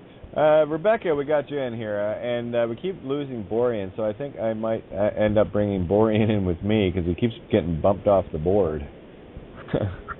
The way you just shared with Steve, it's like it's coming really clear of how Steve even approaches it, knowing, it's in his knowing. It's like, yeah, that's definitely not me. That's that piece of paper identity, fictional character like Mickey Mouse, pretty much, and that's what we're getting straight in our mind. And you just put it so clear to me. It's just like, yeah, I didn't do any that fictional. Well, what do you call it? Like, it was a discharge of bankruptcy in the fictional reality, or however you put it. It really shows you as it is. Yeah, that wasn't me. My character played that. Is that clear? Yeah, that's the reason I brought that up, Michael, is because this was back almost 30 years ago when I did not understand the name game and how I continued to re-engage myself and recontract myself unknowingly. And now, of course, we know what's going on and would not do that again. But some people who are not understanding the name game at this point, that is how they recontract today. Every time they respond to that legal name, they recontract. Now, 30 years ago, I didn't understand that, and I have for quite some time now, but I'm just putting that out there for the people today who are recontracting without knowing it, like I did back then. And I'm grateful for that. Oh, agreed. Just a little note from Capri on Facebook here, and this is exactly what we're doing, and about getting the word out. Here's what Capri shared. Kate, I had a great idea. We need to be proactive and not just keyboard activists. Well, totally agreed. That's why people are actually. You should see the videos and the posts and everything else that are going on right now around the world. I'd say we recruit all who are interested to write your website on a piece of paper and drop it in as many mailboxes, homes, and businesses as possible. Absolutely. And we've talked about this proactive thing for a very long time. It's just a matter of getting some stuff printed up. I've got a friend of mine I'm going to be contacting to see if I can get 1,000 or more of the brochures done up and go around and just put them everywhere. Just spend some time. Again, that's the problem with doing what I do, because I'm like at the keyboard making sure the dots are connected. But I do my part. I do leave stuff around. Michael, go ahead. It's truly no one owns anything. Only your fictional character pretends to. Yep, agreed. We got some noise in the background, guys. I'm not sure where it's coming from. Someone's got a call pending. I can hear the on hold sound. So mute out your mic on your end, please, guys. If you're talking, mute. I'm going to get zero tolerant on this, okay? It's like, please. Come on. Are we grown-ups here? How many times do I got to say? If there's noise on your end, the mic's open, it's going to be on the air and interfering with everybody. Please, would you want it to happen to you? How would you like it? How about you start talking and I just keep doing this and see what you think? Does that work? Or should I mute? Okay, I made cat. Chainsaw back in its chute. There we go. Borain, you're back on the board. Hey, can you hear me now? There you are. Hey, I have a response to the Max Igan show last night, and I don't even know who Max Igan is. Honestly, I don't follow his stuff. I've never really seen any of his stuff or whatever. But just through you guys, I understand that he's a higher profile cat or what have you, and I understand you saying that he has a strategy and he knows who he is. And, we each have our own role to play here and all that. I totally get that. So having said that, let me say this with no apologies to all you high-profile wankers still carrying ID because you don't want to be inconvenienced by the authorities and feel you are above the fraud and feel you don't have to stand in truth because you have a large audience or whatever. A big fuck you. All right? At what point do you not understand that we are in this game together and we walk through this together? It's your choice. You pick one, which of course brings us full circle to the shill issue. By your actions, by your choice, you are known. Obviously, the word shill comes to mind as the line is drawn in the sand. It's very clear here. Soulless selling out for the selfish short term under the guise because I have a large audience, I'm not fucking buying it. It sounds just like another dead bioborg feeding off the gullible living. It's fools like this that are extremely dangerous because, they have so many followers, if you ask me. And when you combine all the shills together, there's quite a large audience. And here's the thing, it doesn't mean jack shit because they are selling the same half-truth bullshit as the status quo. Be it out of fear, out of incompetence, which surely isn't the case, in most matters. I mean, these are smart fucking dudes, but they use empty words that lead to nowhere, and they still don't know who they are. I mean, just ask our white little knight. The 7-year-old little girl, just ask her if these people know who they are. Yeah, a 7-year-old little girl knows her power and accountability better than most of the so-called gurus that have an education and so-called wisdom to a large audience or whatever. Fucking rubbish. Are we going to circle details and emotions and bullshit around for all eternity, or are we going to step up and stand in truth already? Borin, yeah, I tell you, man. I totally get where you're coming from. Max Igan, I grant the latitude because I know he knows who he is, and I felt the intent, and I felt it all along. I totally get what you're saying. Let's put it in perspective. Just had to be said, that's all. Oh, no, I totally, again, we all viewpoints and perspectives at this table. No offense to anyone. This is just stating the facts and observations. Totally. Because I'm just saying, at some point, we need to wean ourselves off the system. I mean, come on now. The system isn't just going to, just crumble and go away. It's going to be there until the last motherfucker, is willing to go down, to the post office to pay his electrical bill or whatever. There's always going to be girls down there to talk to. You know what I'm saying?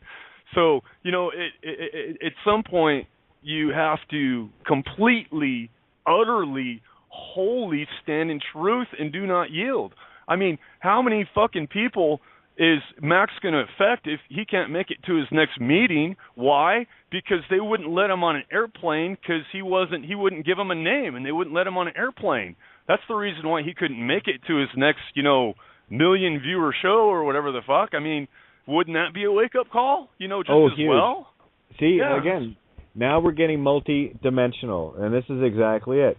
Again, people are going to make their choices as they're going to make them.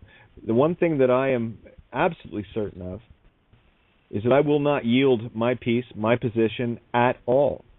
And all I am waiting for, and it's coming, it's going to be the twinkle of an eye, The instant that I find my dance partner is the instant this all comes down.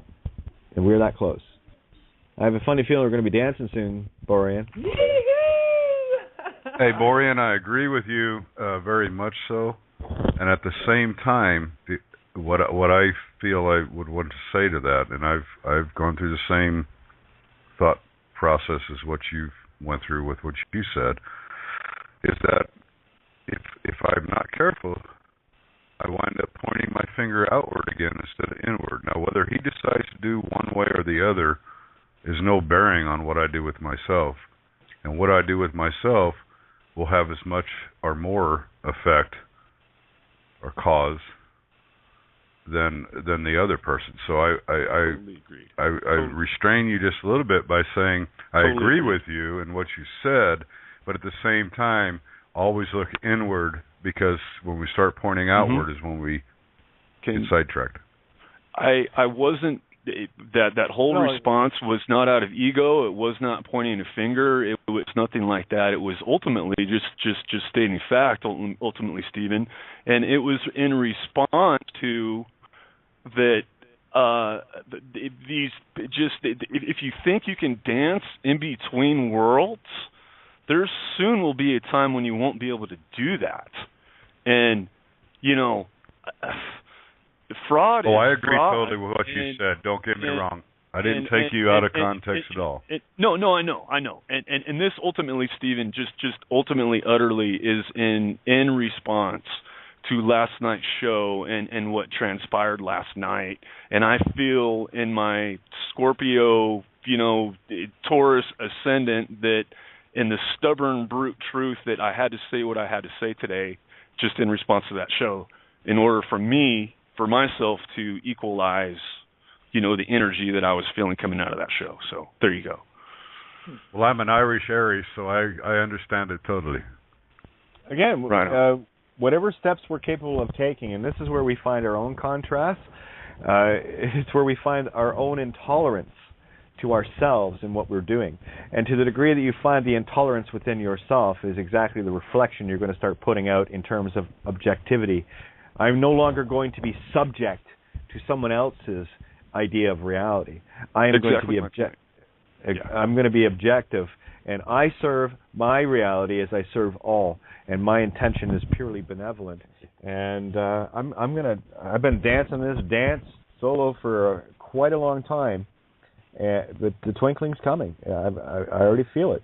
Got my dancing shoes on, so. Alone and all one, all at the same time. You got it. All right. Just going to open up another mic. Rebecca, I had your mic open. There was a shit pile of noise going on, so as soon as I can figure that you've got your mic muted, I'll reopen it. Waking Up 87, you're in. Like I said, I'm zero tolerant with noise now, so if any noise is happening, I'll just mute the mic out and leave it out. We got 3 minutes to roll over, room for 2 callers, that's it. So if you want to call in, 661-467-2401. I wouldn't mind a bit of an earlier night tonight. That would be appreciated. But whatever, whatever it takes to get this simplicity through is all I care about. Because the more we do this, the less children get harmed. That's a fact. So if I have to suck it up for another hour after we roll over here, I'm okay with that too. So just hurry up and get it. That's all I ask. I could go to the porch. Myself. That's fine. Borean, I'd say if we get a chance, we'd trade contacts sometime so we can visit on the side. It'd be great. Yeah, anytime, Stephen. I'm always available for sure. You betcha.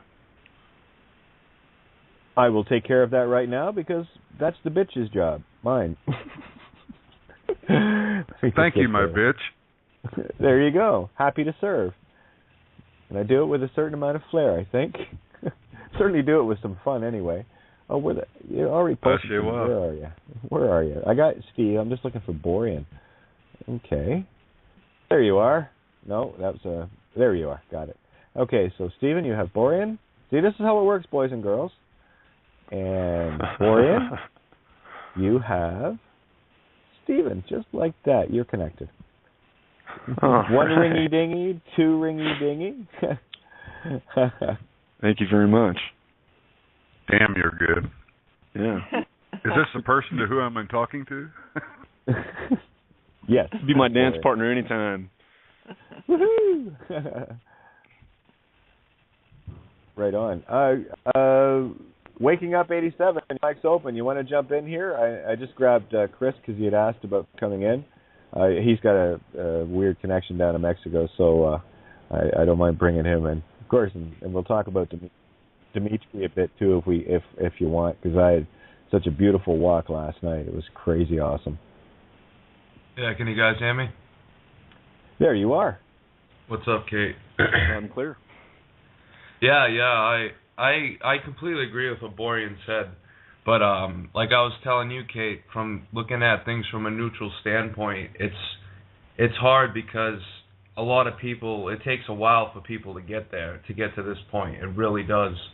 And Max, like I said, I think he's a genius mind. I think he gets it. He just isn't there yet, you know. And once he gets there, he'll open up a lot of eyes. It's going to take time for him. You know, whether he steps through like one foot in, 1 foot out, he knows who he is, or whether he does what Borean said, just lose it and then not make it to the meeting to show people the power of the name. It works either way. So for me, it's simply about take the steps that you can take.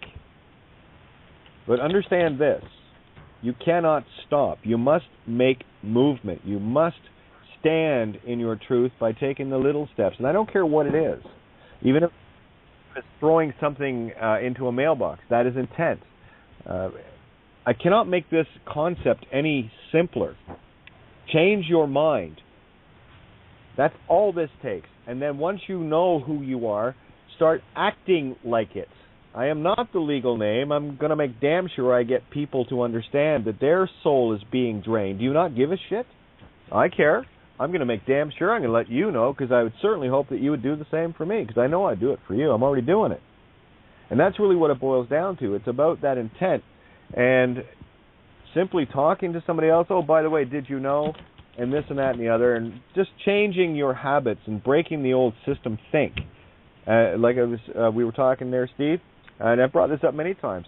You never get anything in the mail. You never have. The only thing that you've ever got that was yours, and this is how subtle this trap is. Because there's a lot of confusion between, what do you mean legal name and my name? They're two entirely different animals. One's dead, one's alive. But you're being assumed and presumed that you're the dead one because of your ignorance of it. But once you become aware of this, now you're going to have to pay very close attention to the deceivers. Remember, cops are trained to lie. That's a fact. And they will do anything to try and get that assumption and presumption in any way, shape, or form. Just like Shaina was talking last night about asking leading questions to get the desired answer. That's why I call the whole system, they're a bunch of snake oil salesmen. I don't buy and I don't sell. So I'm good. I have no commerce. There's no contract with me in anything regarding system. And that's really all it boils down to. Well, let me talk about what happened 30 years ago. You know, this is not what's been transpiring of the late. This is just what I learned through the process over the many years I've been in this. Yeah, we're bringing it all together now. It's all good. Waking up, I think you were going to jump in there. Again, don't worry, just keep going, guys. And we're rolled over into the recording now. Full board, 50 callers on the board. Yeah, I don't want to jump over anybody by accident, but it's really all about where you focus your energy to, your intent. I mean, like you were saying the other day about friends and family. You're not gonna, with your friends and family, you're not gonna not answer to your quote name, but I mean, it's all about your intent and knowing that you're not the name. You didn't consent to it. You didn't agree to it. There was no way you could agree to it. So therefore, how can you be it? That's the fraud. It's absolutely simple. It is.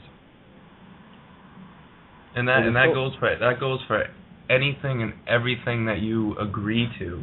It's all about agreeing to things. If you don't consent to anything, then you're not agreeing to anything. Therefore, it's null and void, period. No contract. Yeah, it's very true. I was on the phone tonight with a friend of mine, I'd met in London a long time ago, and she's an artist, and she's a lawyer, and she's contracted into so many things, and she's just moved home to Texas, and she wrote to me tonight and said, Rebecca, I'm so lost. I feel like everybody's attacking me. I feel like I'm just as a person, I don't know who I am. And I said, well, look what you're contracted into. Look at all those things that you've done contracts for, because they're the things that are controlling you. Mhm. So don't be afraid to look at them. It's mirror, mirror, and it's like, look at where you're at with that, and it is your mirror, and you can't handle it because you've lived this life, this intellectual believing in that bullshit for so long, and now it's actually crashing, and you're lost and scared. But it's okay, just look at the mirror, accept it, and just stay still for a while, go into that deep rest, that depression, and all her friends have turned on everybody, and it's like she thinks it's a jealous thing, but that's because it's coming from ego, but it's actually not. It's an attack on the path she's chosen, because she's got so much more to her than that, and we could never truly be friends, because I always felt her too superficial and not able to really go to those depths and see what power she had. So she married money, she lived the money, she did the lawyer trip, and now it's fallen to shit, and she's dying, she's talking suicidal stuff, and it's like, no, just look at that mirror, because it's like, if you can see that and go through it, you need to change. Your soul wants something better, something higher for you, and I always felt that with her, as much as she disappointed me, but at the same time, I'm kind of the one she's asking for help, and I can just see that she's afraid to look at her mirror. Well, send her Rebecca, just send her a copy of Babylon Has Fallen. These people need to know the contract they're in. I sent it to all my friends that I did. I sent that today because, I kind of haven't been listening to the show for a few months because I moved on to adjusting. And then I really felt the need, like there was some truth. I needed to get connected to that energy again, because it is truth and it is beautiful and it lifts people up, and it helps us all remember what we already know to be true. Yeah, it's funny because really the truth resonates with everybody at some point. It's more or less whether they can get to that frequency of that truth or not. Yeah. I agree with that, and I said that to her. I said, raise your vibrancy, you married into an ego-controlling situation, therefore it's all now staring at you, and you can't handle that projection, but... Okay, hey, Rebecca, just a sec. Enough of the vibration and reflection shit. This is responsibility, hon. Okay, you haven't been at the table for a while. This is about taking responsibility for your life choices, and she has got to know the life choice that she made. And as tough as it is, we all make choices. We've all made choices. And our choices have given us great things and have cost us dearly. So at this point, I'm in completely neutral here. The pity I have is the fact that I wrote Babylon Has Fallen. Yeah. It's a difference there. between empathy and sympathy. I don't have sympathy. I definitely don't have sympathy. But it's an empath thing. I have empathy because we were all there at one stage, We were all that afraid, and we all seen the mirror, and it crashed, Yep. Well, like I said, everybody, it's all steps. It's all baby steps to get there, really. Plant the seed and leave it alone. At that time that helped us through, And I remember when I was going through stuff, I did have one or two people, I had one or two people that would really carry me through, and... Isn't it the same for everybody? They start taking those steps and they realize that 90% of the people they're spending energy on, they're not. That's not even real. That's an illusion they've manifested, and there'll be the one or two people there to really hold you, And it's never ego. It's always love from heart. That's what it is. You know what the problem is, though? The problem is a lot of people deal from ego, and they're very impatient. And when they're impatient, They think things are going to come with the snap of a finger, and they're not. It's this illusion that we live in. That's the problem. It's an illusion for a reason. So things don't manifest instantly, like a thought. A thought is really the only energetic thing that manifests instantly in this illusion. You know, and the problem is, like, I mean, I'm not an angel. I know I've had a bad past, but I don't live in the past. I live in the now, and I know from this point on what my goal, my reasoning to be here is. I know that I'm not here to change people's minds, like Kate says. We're here to plant seeds. We're not here to change minds. The only mind you need people, to change. only people can change their own. There's freedom in that, though. There's freedom in that because you have jumped over that line and you have got to that place where it's that realization of freedom, you know? And that's an amazing place to be. It really is. It is. It's exalting. It's freedom. It has its painful moments, but it is freedom. You know, it's a freedom of realizing your power. You know? Yeah, it's free will. We choose. But they need help. We choose what we want. Okay. On the topic of lawyers, we have Randy coming in here, and we did a nice little show regarding a meeting that he had with a lawyer. So I know Randy's got something to say. So Randy, floor. Yeah. Love to all. Can you hear the rain? Is it annoying anyone? Yes. Okay. There is something in the background, but it's not rain. It's more of a Skype hiss, depending on connection. So it's there. Okay. Don't worry about it, Randy. Go ahead. Okay. For me, it's just so relaxing because I'm so sleepy. Well, there are. I was at a friend's house last night and having margaritas. I really like margaritas every once in a while. Some are hot. I just like them. I don't care if it's. But do you live somewhere hot though? Because people who live in hot places love. Okay, Rebecca, let's just stay on point here, please. Thanks. And the hiss was coming from your mic, hon. I am intolerant, okay, guys? One, banging and stuff, and I'm tired of people simply jumping in. Please stop. I'm going to mute you out, which I have. It's nice and quiet now. Maybe I can hear the rain. Okay, so get a grip on your reality, please. You've got to mute your end. Learn to use it. Thank you. And this is the last time. There's a handful of people that do this constantly, okay? And I am at the point now where I will not open mics because I know what to expect, and I'm not going to keep dealing with the same shit. If you like it, great. If you don't, I don't give a fuck. I'm making my point here. Grow up. Listen. Be the adult. Mute out. Randy, please finish your whole thought. Thank you. Oh, I love how we think. So I was with a buddy of mine, and he changed jobs, and he's now selling cars, which we all know there's about 10 billion extra cars sitting in parking lots all over, but that's the literal. And he's bought all this stuff for his new house and all this stuff. And then he asks me, so what have you been doing? He doesn't care about the fraud. And I just want to do my thing and with my girlfriend here in my house and my dogs and be at peace and all that. And I said, but what if you didn't know about something that you were capable of to improve your life, to improve your stay here? Well, I'm comfortable here. It doesn't matter. Okay, free will. There you go.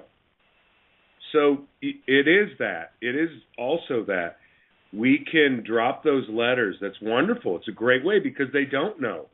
And like my friend, whom I do love, I'm not going to impose on him no more than I would my dad. Doesn't mean I'm going to give up, but I plant the seed, and if they don't want to water it, that's free will. So for all this that we're doing, and for Max and whatever, well, that's Max's path. That's Max's path. So, I respect that. Good for him. If he doesn't want to do that, well, I feel personally what Borean feels. I also relay to you, Kate, in your thought. I lean more toward Borean because I do feel that when you've got 400, 500 people planning to come hear you talk, and you're not there because you wouldn't give a name. What? What's that mean? Wouldn't give a name? Why wouldn't he give his name? That's stupid. Like, oh my God, we can't see him because he wouldn't give his name at the airport to leave the country. Like, what's that about? Right? But then, like Borean says, they're going to get a document emailed to them. This is why I didn't give my name. That, to me, is more impactful than, let's wait and let the kettle brew. Let's get more details because the devil's there. I don't know. It's just a gut, and I tend to lean toward Borean. But free will, free will, right? And there you go there. Absolutely. And a little epiphany regarding aha moments. You've always heard the story of Jesus driving the money changers out of the temple, right? And we can look at that literally of the banks and the bankers and pushing them all out. But I'm going to tell you where the temple is, and I'm going to tell you the money changers that you need to get out of your mind. The temple is you. The Christ consciousness is the one that's going to drive the money lenders and whore of Babylons out of your temple. Let that sink in.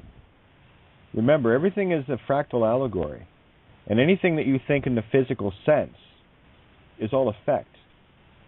So it's time to drive the concept of money is out of the temple. And the only use money has now is in tearing it down. And everything that passes through me and many others is purified with the intent to destroy the system. That's why I write kateofgaia.wordpress.com on the bills. Because no one's going to throw that flyer away, are they? And it's going to change hands constantly. And I like using a marker with a fairly close matching ink, so it's not immediately obvious. But it will get spotted, and the mere fact that it's on there, my intent is on there. And as soon as someone touches my intent, they're in contract. Whether they read it or not, it's irrelevant. I send the contracts. They are deemed accepted the instant somebody holds their hand open for it. Be it on a piece of money or on a flyer or anything, it's all the same to me. It's all promo. So get that concept in your head, and you'll understand how to transmute, to go across silence the money, and actually turn it back into the spiritual reverence, to destroy the in God we trust coins, high priests of the Luciferian mindset. Drive that from your mind. Clean out your own temple within.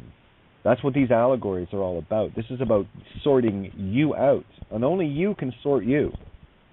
And you can have as much sympathy or empathy as you want for anyone else. Mine is very simple. I have unconditional love for all. All are welcome that choose through the true will choice to stand in benevolence. If you don't choose that, then you are not part of my reality. And you will be obliterated in my reality as I choose my lateral time slide in my timeline. Those aspects that don't get it won't be there. That's the power of you. That's the power of one. It's a very simple thing. Very difficult to grasp, apparently. But that's it, in a nutshell. Yeah. I'll accept that. But is it okay, just to go back to what you had first said when someone had an interrupt, I guess. Is it okay if I do the don't every once in a while? You can do it anytime you want, man. Well, I don't want to, my intent with that's pretty clear. So, yeah. Gonna call you Homer. Yeah, you can call me anything you want, just don't call me late for supper or too early in the morning. I'm good. Yeah. It's a really simple thing. Exactly.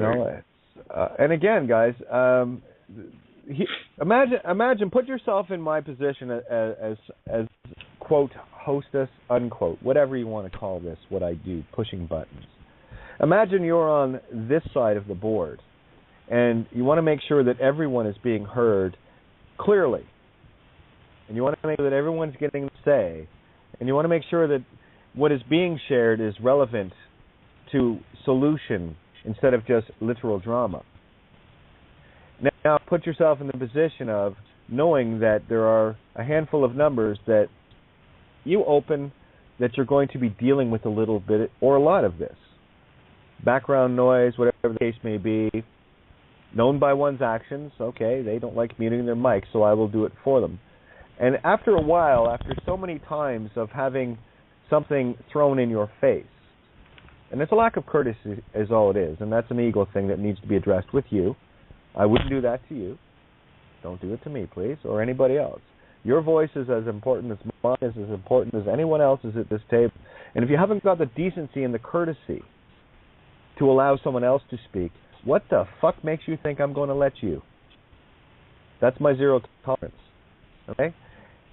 Would you open that microphone knowing full well that you're going to have to deal with something all the time? And I have a hunch that the answer would probably be no. That's me, the other point of view, agreeing with you. Point made. Yes, point made. Yep. I think it's fair. I wouldn't do it to you. It's beyond fair. I don't care who does it. We've all done it every once in a while, and we all get this. We do get epiphanies, or we get a download, or we get an aha, however someone wants to claim that, and you get the wait, I want to say something. Wait, I got it. Oh, wait a minute. Get excited, whatever. But if you just when we remain calm, then we can breathe through it and realize that our thought just came out of our own mouth via a moniker that is not yours. Someone else just said your thought. So why not just chill? If it's so important and vital, it will come out. Because everyone at the table, whoever grabs I don't like feather. How about a flower? Whoever grabs the flower, because it has a smell to it, it has a feeling to it, and all, that's why I think flower. Whoever has the thing, they're going to say it. My notion. Agreed. And, I mean, like last night was a good example of just giddiness and exciting and all the rest of it. I totally get that. I understand that, and it's all good. Again, I'll pull the reins in a little bit, and I understand. I get it. I totally get it. The other part of it too is remember that we have a lot of people calling in from around the world, either on phone or on Skype, and there are different time lags. And once you have the flower, by all means, state your piece. But when it starts to sound like it's rambling and rambling and rambling and rambling and rambling, that's just monkey chatter. And just catch yourself in that. Are you really sharing something of vital importance, or are you just showing how you can pop a wheelie? I get it. We have a beautiful group at the table. The most perfect beings I've ever met in this universe. Get over it. Yeah. How many times in the last, I don't know how long, I don't know, probably 2 months that I've been on the board and I haven't said a damn thing, I'll open my mic and then I'll do the, and then I'll hit the, you can't, because I keep hitting the mute, right? Now, I cut in and I cut out, right? So I do that because to me it annoys me when others don't, and I hear the keyboard patter. I mean, if it's Katie, big deal. That's she's she set the table, so that's fine. Actually, Randy, I include myself in that too, and I on occasion slip up. But I tell you, when I'm not talking, my mic's muted. I have my mouse sitting right beside me, and it's like you were doing on and off thing, and it was pretty cool like that. But again, it really is. It's just courtesy, guys. That's all. Yeah. Yeah. And remember this: every aha moment you get is already Akashic, or the upload anyway. But here's something else you might want to consider. Have a notepad beside you. If you get an epiphany, you will always have a chance to talk to the table, always. If you get an epiphany, write it down. Write it out. And if you don't get it shared tonight, don't worry. We have 2 to 3 hours every night, and guaranteed you're going to get that epiphany shared. I love to hear them. You guys, you already know the effect you have on me, like constant aha moments. Because what happens with me is I watch and a lot of times it's just a glazing over of a most perfect truth, or a very subtle thing that needs to be outlined that gets missed. And this is what I'm honed on. I'm honed in on the subtleties, the little tiny traps. And this game is over. This game is totally over. It is over. It is over. I'm ready to get off this flat rock. Yeah, I know, right? And Chris, you haven't jumped in yet. Do you feel like talking tonight or what? You. Christoph, dearie, are you there? Get on mute, Chris. I know Chris is such a good boy. I bring him in with me and he mutes. It's awesome. Oh shit! Sorry. I missed it. Yeah, I'm chatting away. I know, isn't it? That's why I mentioned that, because I apologize. You don't have apologize. to. You don't have well, to. I know I don't, but it's just my polite nature being brought up by a Scottish woman, you know. Always remember your P's and Q's, and manners don't cost anything. Yeah, I was actually going to say something, and Kate basically connected more dots for me. Was the aha moments I got, not just the DMT. After that, it continues practically every day. There's an aha moment for me. Even I thought I knew a lot of stuff, and now I get it. But then with everything else on top of it, the only thing I really would like to catch up with, I watch people doing it on the board and on the table, is the Phoenician talk, and I'm like, what the hell? I need to go to school for that. Is there a little class I can go to, Kate? Have we got a class set up? I'll tell you, the Phoenician starter kit's got a lot of that in it. I know, but I read it, Kate. I must be really stupid. No. It's subtle, and it's so subtle. What I'll do with you, Chris, is I'll do a little private tutoring, because when you get the concept, it'll melt your mind. You'll see, it's pure magic. Cool. I'll look forward to that. Thank you. Yeah.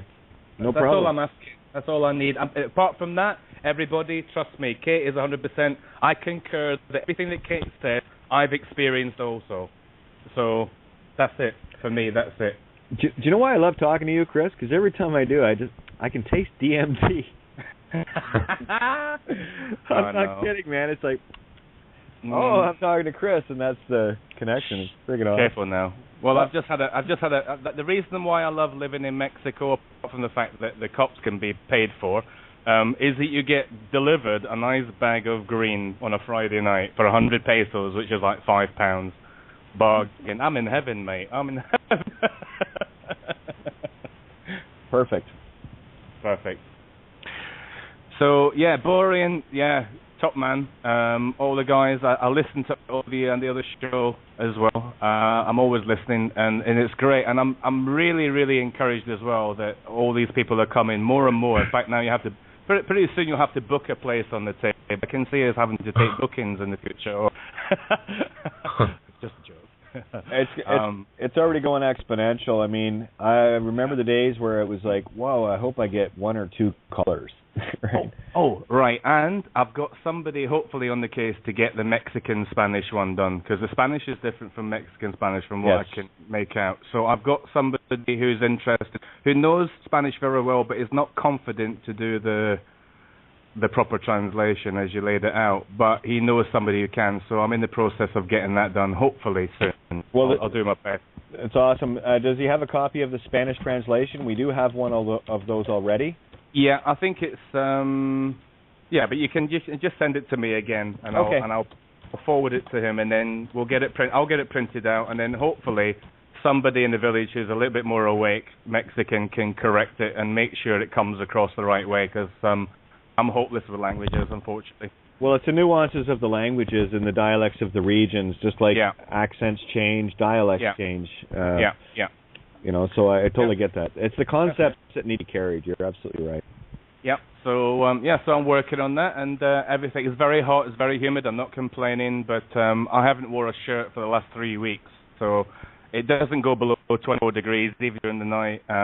It is a bit oppressive, but it's you get used to it. Yeah, it is what it is. It is what it is, and that's it. It's sweet taking your car out of a driveway, okay? I've been there. I know you have. I know you've done it. I've done it. I just like to remind people it's a lot easier to, you know, be bothered by a fallen palm leaf and picking that up off the driveway versus having to shovel 3 feet of snow, you know, 100 feet of driveway. That's I'll take the palm leaf. Yeah. But, and where else can you be peeling your potatoes and find a baby gecko sitting next to you? You know, little baby geckos. You know, and that's why I love Mexico. I love the tropics with these little creatures, and they just come in and make themselves at home, and it's hey, how's it going? Okay, very quickly for the third time this week. I swear to God, I wish I had my camera quick enough, but they're so quick. A hummingbird came right inside, had a little look at me, had a little twerp, a little tweet, and then went out the window. That's 3 times it's happened in the last 2 months.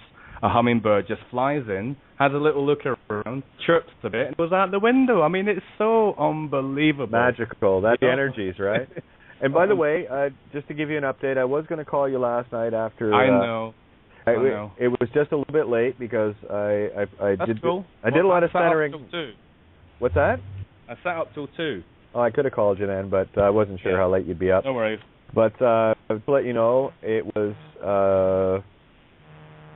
Let's just say Papa DMT didn't waste any time to kick my ass down to the bed. Okay, he's like, cool. Okay. All right. I'll look forward to the description of that very much because I need to. I love everybody's description. I love detailed descriptions of everybody because it not only does it help them, but it helps the other people who are listening to understand as well. You know what kind of spectrum, and when they hear people saying very similar things, it makes people go, well, hang on a minute, how if they felt that and they felt that they don't even know each other and they felt the same thing, it makes them understand that this is bigger than they can possibly imagine. Even me, I mean, I don't know it all. You know, I'm like you, I'm on this path and I'm just taking it and I don't know what's coming next. But you know what? I have no fear whatsoever. Yeah. And something else, too, that I want to share about it. You see, it is a completely different kind of communication. There are no words. It's completely feel and just pure knowingness. It is a transfer of knowingness. There is no way to put this into words.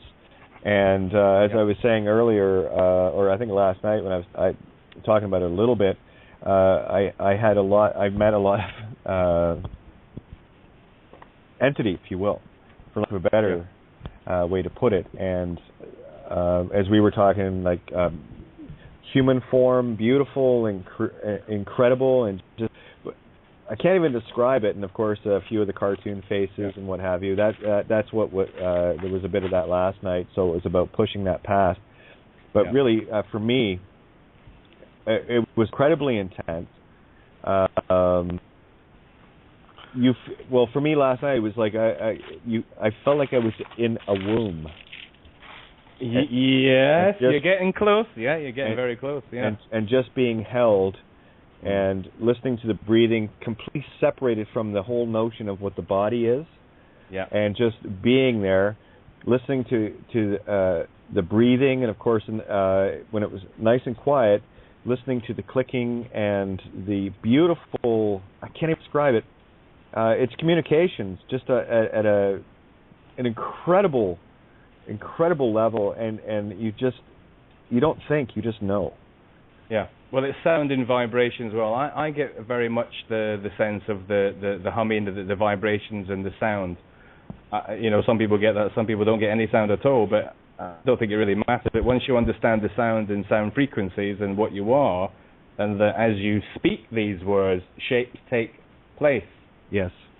They take place, and I've actually experienced that. I took a smaller amount whilst I was still standing up, and as I was I swear to God, as I was talking, the words were taking shapes. I could see them. Yep. And it was like, it was just, I mean, I laughed so hard that I thought, this is definitely not an illusion, because you can still make sense of everything. You can still talk to somebody. You're fully aware. Yeah, like fully aware. You are fully cognizant. Yeah. There is no other way to put this other than you're right there. Yeah. And all you got to do is shut the thinking down. That's it. And be. Just be, and let nature take its course. It's beautiful.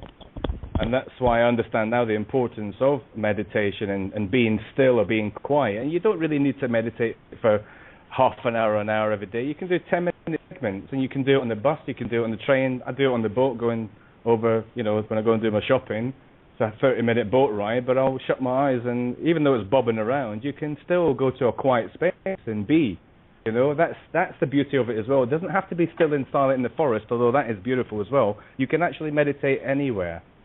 That's just exactly. And what I was going to ask, might as well ask you while we're in the show. I would love to do. I was thinking maybe once a month to do a let's go DMTing with Kate and Chris. Just maybe. I'm thinking Sunday night, if you're into it, we'll do a little. DMT live on air adventure while we're live instead of the recording part, so people can get to experience it, those that aren't in the call and don't get the archive. So I was going to ask you off air, but I figured, well, what the hell, it doesn't matter, we don't hide anything at this table. No. Okay. Well, that sounds yeah. I might okay, well, in that case then, Kate, instead of it being me, I would like to introduce some other people and let them do it while you can do it as well. Yeah, absolutely. The more the merrier. I mean, I'll host it, and I will stay as centered as I can and describe what it is I'm going through, while we have others too. So that, and anyone else who wants to, I think we'll have an outside the box DMT night once a month, or more often if people want. But again, I don't. This is not about overusing or overdoing. This is about simply because I had the time to center from the last time, which was about 2 weeks ago. This is not something that you just, I'm going to do this tonight or every night. You just, when you feel it, then I have to go and talk to the other side. See what exactly. And it's been 3 weeks for me, and there's no wanting, there's no desire, there's no rush to do it. And everybody's the same here. They come when they're ready. Simple as that, And come as you are. Yeah, come as you are. Come when they're ready. Yeah. Yeah. Okay. So, that's all good. It's all very good. I'll be honest with you, Kate. Though it's a little bit for me as well. It's a little bit overwhelming the realization and the sudden knowledge and all the studying that you did. I mean, even the stuff that I studied like for a year and a half intensely. I'm thinking, well, that was a waste. Well, it's not a waste of time because it brought me here, but I've let all that go. I haven't attached myself, and I haven't said to myself, but I put all that effort into it, and I studied all those hours for what? And it was all bullshit. No, it wasn't bullshit. Well, it was perfect contrast. This is why those that got buried in it to figure it all out can see the biggest contrast of the illusion. Because we did all that work, and it got so simple. Everything I did in legal, UCC, all of it, all of the research, all of the literal, I'm talking money markets, economics, news, you name it. It was all absolutely, in realist sense, completely useless and utterly critical at the same time to see the contrast. The letting go is easy when you know this, when you understand that it's just a contrast. People that are still stuck in legal matrix mind, still trying to harm others by promoting legal nonsense, and you're harming others when you do this. You offer up any advice, write an affidavit like this, or you are harming another soul, you vampiric piece of shit. You are the same as the whores of Babylon and the dark principalities running this place. So keep that in the back of your noggin, okay? That's where my objectivity and contrast is. How do you like me now? Yeah. Another way I like to look at it is like you buy a cheap pair of sunglasses, from the supermarket, like 99 pence or a couple of pounds, or you put on a pair of Maui Jims, and you just see everything. You just see it all, and it's like the film They Live, it's a John Carpenter film, They Live, when he puts the glasses on and he sees all the subliminal messaging. And the fight scene, I mean, it's a cheesy film, 6.5-minute fight scene, it's famous. Because it's like you just want them, put the fucking glasses on, put the glasses on.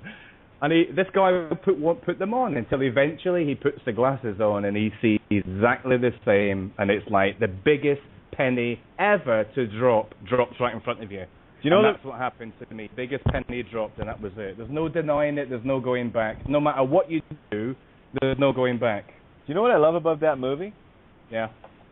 I love the simple fact that the longest scene in the movie is about a 15-minute fight scene of all out beating the shit out of each other, and all he wanted to do was for this guy to just put the glasses on. Yeah. Nothing else. But I don't want him pound, dumpster driving, box hitting, smashing, and that's exactly what you're going to run into. Yeah. Yeah. If you want to do the mirror, I'd like to give this to you, but you're probably not smart enough to get it. No, I'll give it to someone. Hey, let me see that. Play the ego against itself. Shoot the net in the opposite direction. That way it wraps right over the tree. Okay? Yeah. Mirror. Yeah. That's what we were doing a few months ago when you talked about when we were sitting at the table going, how many of us are going to show up tonight? We were beating this up and bouncing it around and not putting the glasses on. But we knew what the answers were, but it took that much. And then once we finally put the glasses on, look what's happened since then. Well, yeah. Rowdy Roddy Piper, the main character in that movie, was the one that the glasses first, right? Well, they were already there, but he was just an ordinary guy. And how much effort and pounding did Rowdy Piper get during that movie until he got it into enough people's hands? And that's exactly, that fight scene is exactly how I feel every night, to a certain extent, with getting this out there. I know with this table, everyone, the joy that I get knowing that people are seeing things anagogically. They found their Interstate 60. They found their yellow brick road. They know how to maintain and handle tricky little bastard. You have no idea the profound bliss that I get knowing this, that others can see this. Talk about a gift. Oh my! How much yelling and screaming did we do getting to this point with each other? Lots. We got here though. Mm-hmm. I think that's it for me, is when somebody confirms what you already know inside, because it is the inside.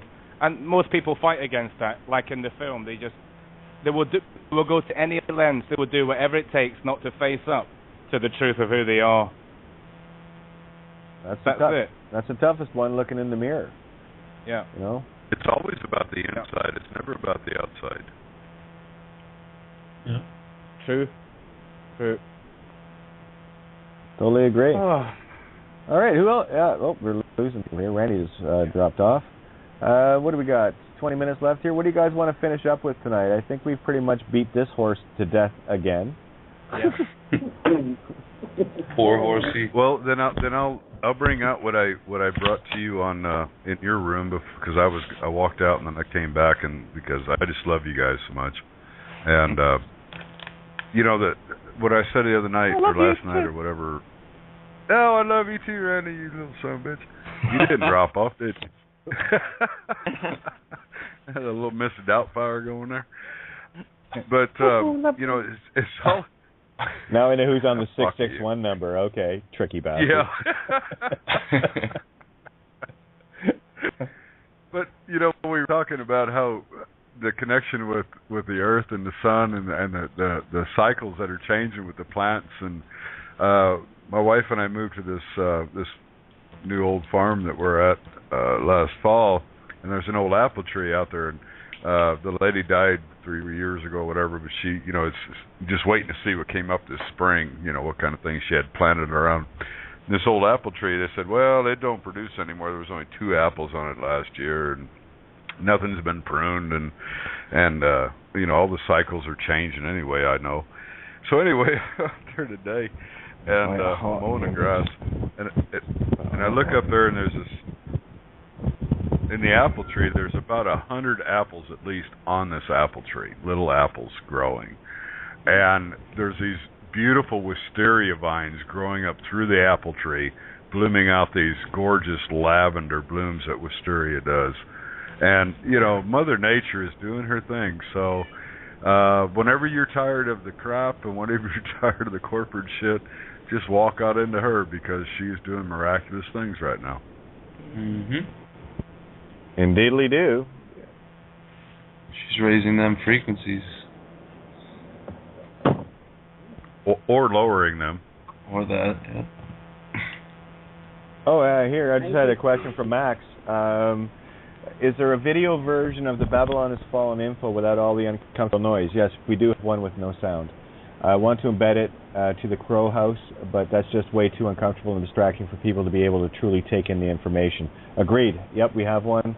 If anyone on the board is listening and in the room and knows where to find that one, I know there is one.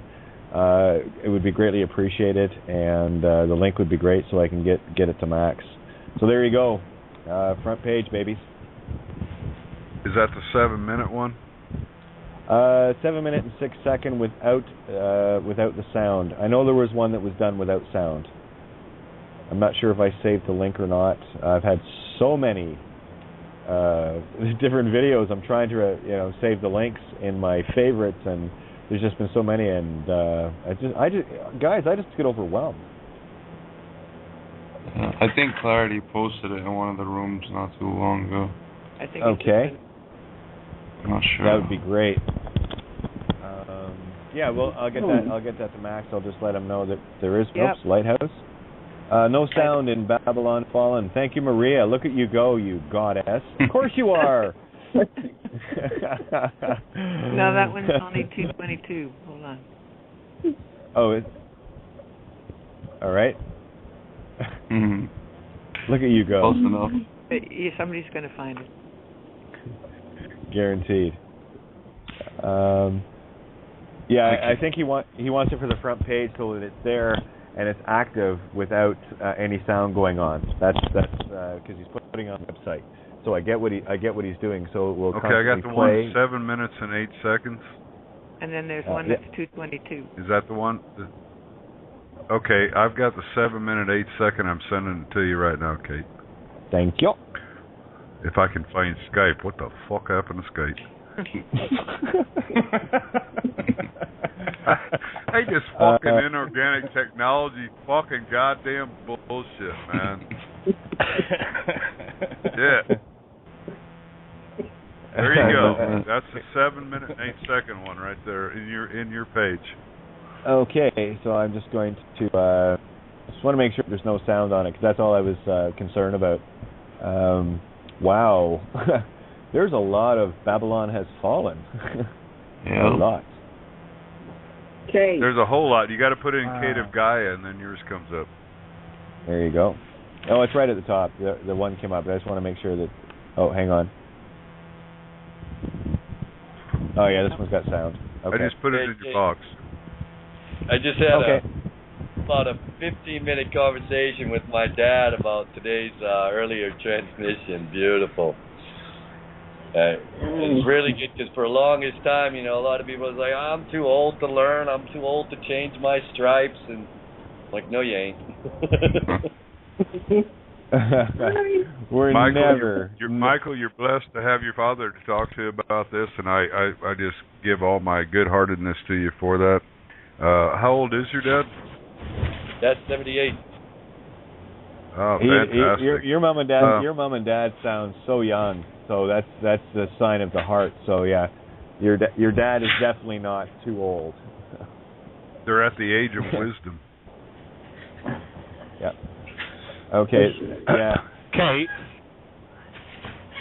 Kate, have you? What's funny is I talked to the video of Bangkok. Yeah.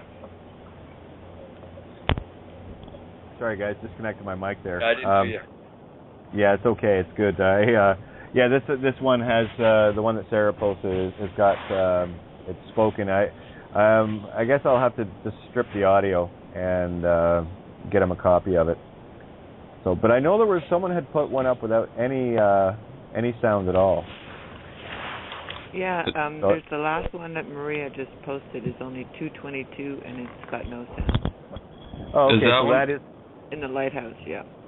Yeah.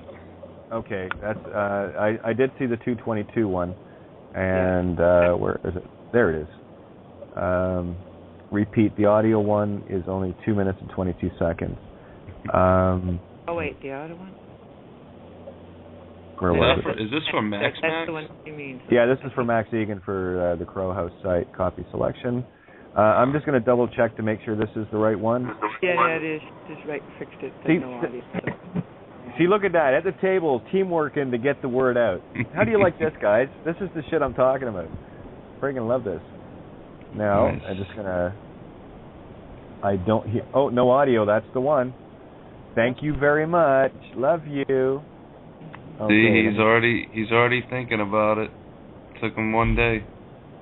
Yep, he knows. Well, again, I know Max is wide awake, and I know his strategy is, and whatever it takes. I don't care what baby steps people are doing to get the point across, as long as they're doing. And don't worry, it'll get to the point that we're at, and where we know that we don't need any of this. Mm-hmm. And that's okay. This is the breathing part I talk about. And as much as I want to see it like 2.5 years ago, so I'm still in my home, it doesn't matter to me. It will be what it will be in that perfect moment of the twinkling of an eye, and the perfect ending just explodes in front of you, and it will be so blissful and miraculous. You go, wow. Let's do that again. I'm going to say no. Not no. you know what it is though. A lot of people, they make things way more complicated than they should be. That is the truth. It's all. I'm the king of that. Yeah, exactly. Teamwork, baby. I just wrote the Max. Teamwork, baby. That's how we get this game done. Hello. Hello. Jump in. Yes, I was wondering if I was unmuted. Anyway, You are. This is Alvita. I want to know how many different languages do we have now, Avalon? I don't know. A dozen or more. Okay, let's play them out. I know we got German, we have Swedish, Danish, Norwegian, Dutch, Spanish, English, Slovenian, wow, Polish, Filipino, Taiwanese. Well, yeah, and we do have at our table. We have someone that lives in China. Okay. We only need one, if but one shall awaken, right? So it's playing out perfectly, guys. It's all good. And this only started a couple of weeks ago. Yeah. What's that again? It only started a couple of weeks ago, no? Oh yeah. It's exploded. Yeah. I mean, my friend Nessa put together the trifold brochure, and I wanted to make sure that she knew the power of the domino that she did. And now we have pictures of it getting printed on bank statement machines in Australia. A little video, a minute video. I don't know if you guys saw that one. Hilarious. And then just got a picture up today of someone posting it into a UK mailbox.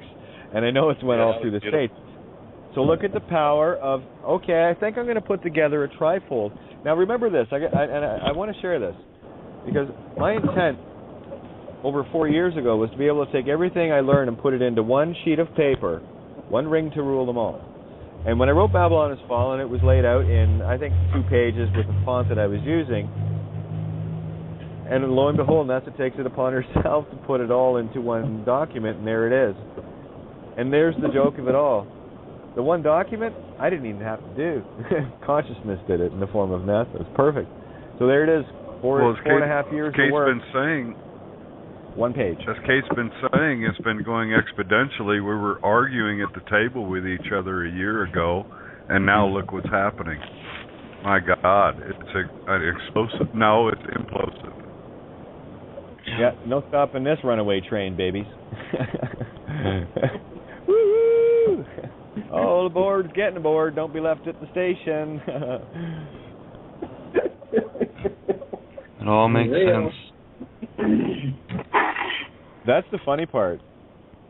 It totally makes sense, and it's like so glaring and in your face. You're going, oh, no, it could be that simple. Yeah, stupid. No, I call myself that all the time. Yeah, stupid. It was that simple. You know. Imagine if they taught us the truth in school. How amazing the world would be. Well, that's what's happening now. This is the school. This is what's going to make it amazing. It already is. That's the joy of. Guys, see your power, please.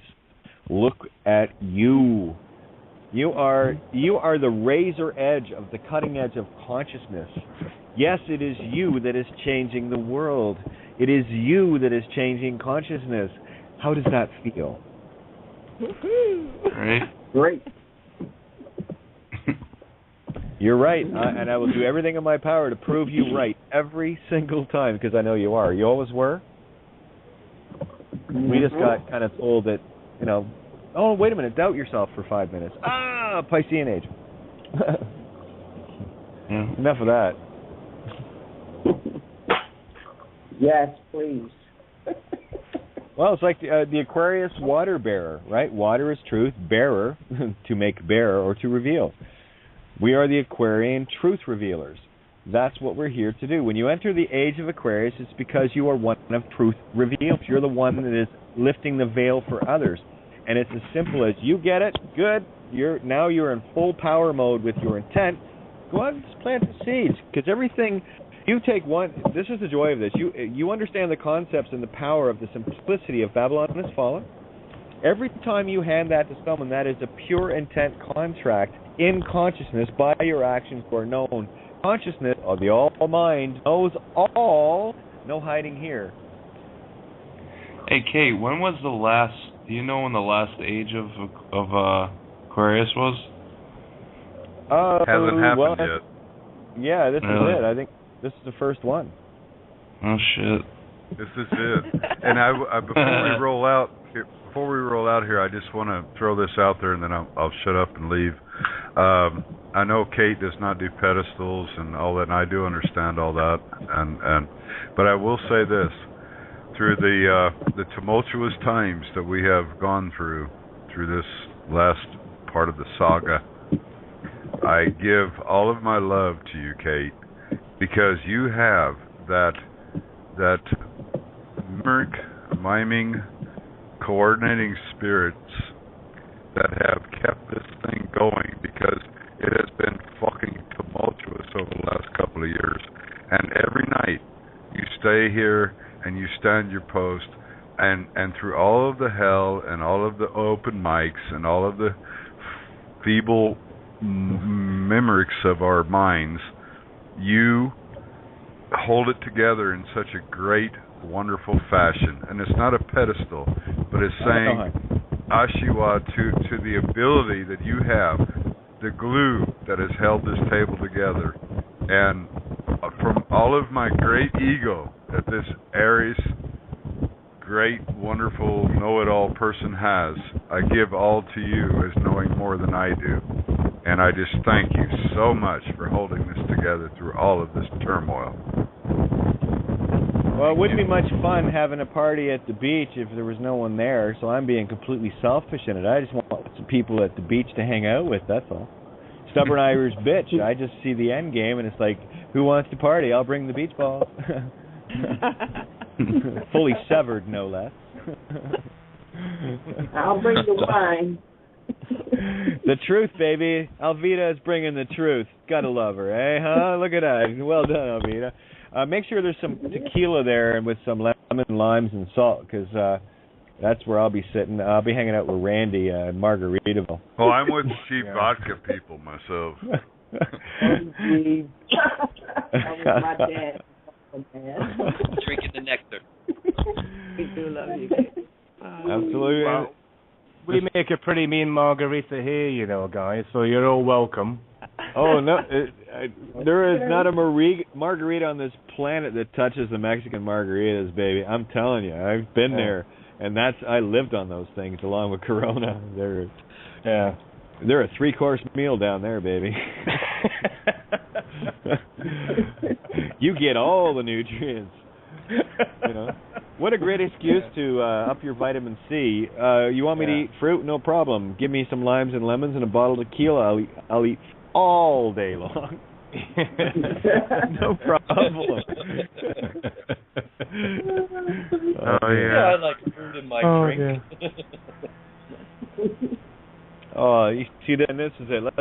Let's get it. This is a create cycle. We only got about a minute and a half left, so let's finish off on the beautiful party note. This is what we have to create. This is what we're doing. We take everything. It's already gone. Get it out of your mind. The money. It's all gone. Now we're at the beach, and now we are celebrating each other. That's right. All right. Booming parties here. Anybody want to go skinny dipping?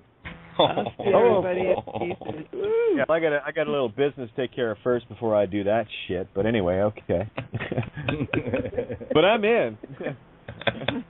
And the best part is, once I'm in the game, there's going to be a great big no touch tattooed on my ass, and I take it fucking off. You can stare and want all you want. This bitch is staying pure. Oh, I'm gonna squeeze it. Okay, well you can squeeze it. It's okay. And you can bring all the party favors you want. That's all good. All righty.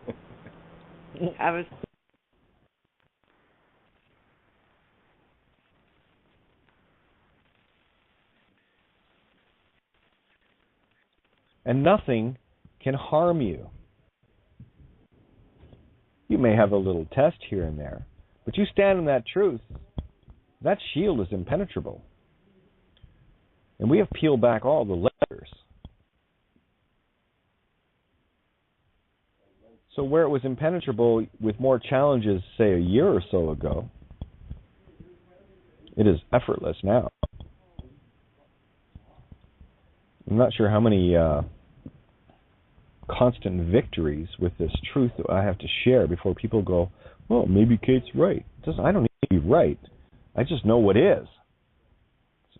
Something is a fact. 1 + 1 = 2. I just simply accept it.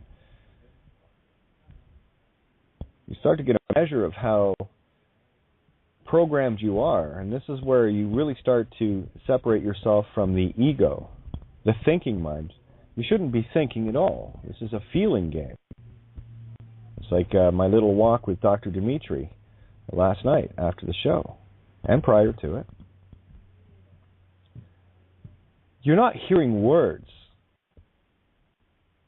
You are absorbing the feeling of concepts. And there is no way to describe this until you see it for yourself. And it is far, far more profound than that word could even come close to describing. Just want to find this post to give you the update on White Tigers 1, School Generals 0. Oh, I think I'm almost there. Sorry, a lot of scrolling on my page. And where are we? I had mentioned on my Facebook yesterday regarding comments after comments after comments, and it was directed at anyone that's just grandstanding and constantly posting just to show off how incredibly programmed they are. And, you know, I get to a point where if people are rude, I don't have time for rude. Oh, I'm sure I'm rude, but not with the intent to be that. You can tell the difference. Okay, where we go. Yeah, and this system's coming down fast, boys and girls. Almost there. I love this one. This was a good one today. I am under no obligation to make sense to you. Does that say it all or what? Beautiful photograph, by the way, Mike. Mailing caution, do not read this. It changes everything. The trifold brochure, Babylon has fallen, right into a UK mailbox. And what a great game to play with the kids. Print off, a few hundred of them, take a handful of kids out with you, and play a game of choke the mailbox, and make it a game. And the best part is you don't have to put a stamp on it because the contract's already signed, sealed, and delivered when you put it in the box. Because if you understand what's on the paper, that's the contract. You're the contract. You're the intent. You're the cause. And I really need people to get this. I'm going to agree with George W. Bush. The Babylon is Fallen brochure is just a goddamn piece of paper. You sign, seal, and deliver this with your ahas. I get it, it's truth. And then that piece of paper becomes the conveyance of the intent, regardless of what's on it. You could create a symbol with every intention in Babylon is Fallen, put it on a piece of paper, and it's the same thing. But nobody can read it, doesn't matter. It's all contract, baby. And it's pure contract right to the consciousness. And this is the hardest thing for dating. I was there, and we were all there. This is the toughest thing to get across to someone living in a meat stick reality. Because there's still an effect to the senses. There's still an effect to emotions and feelings and lusts and drives and greed and envy and jealousy and all these retarded fucking emotions. That'll keep you in the game. You got to get neutral. And the only way I've found to get neutral is to go, I accept all things. Can't offend me. And beautiful tip of the hat to Max Igan last night. What a wonderful night. And yeah, we used to pull stunts like that with back in my band days. If you wanted to get some people out, just start ranting about some other band, right? And of course everyone shows up. It works backwards in the mirror all the time. So I thought, what the hell? And besides, it wasn't Max's attention I was really wanting. It was the people around him, just to see how riled up we can get them and get their attention. Of course, Max can deal them the truth, as only Max can. And we're getting more and more tools to use. And it's such a simple thing. It is so mind-numbingly, blindingly simple. No name, no legal name, no game. The vampires and werewolves cannot cross your threshold anymore. And then the fear kicks in. But Kate, shut up. I love you. Shut up. Let it sink in. Everyone is just in such a panic, right? But shh. Enjoy it. Just sit back and savor it. Don't chug the wine. It's a beautiful, beautiful Sauvignon, well aged in perfect casks. It's the reserve only for the highest truth. And if you try to chug it, you're not going to taste it, nor are you going to appreciate it. In days when everyone was caught in the illusion. But I tell you, if you're selling this shit,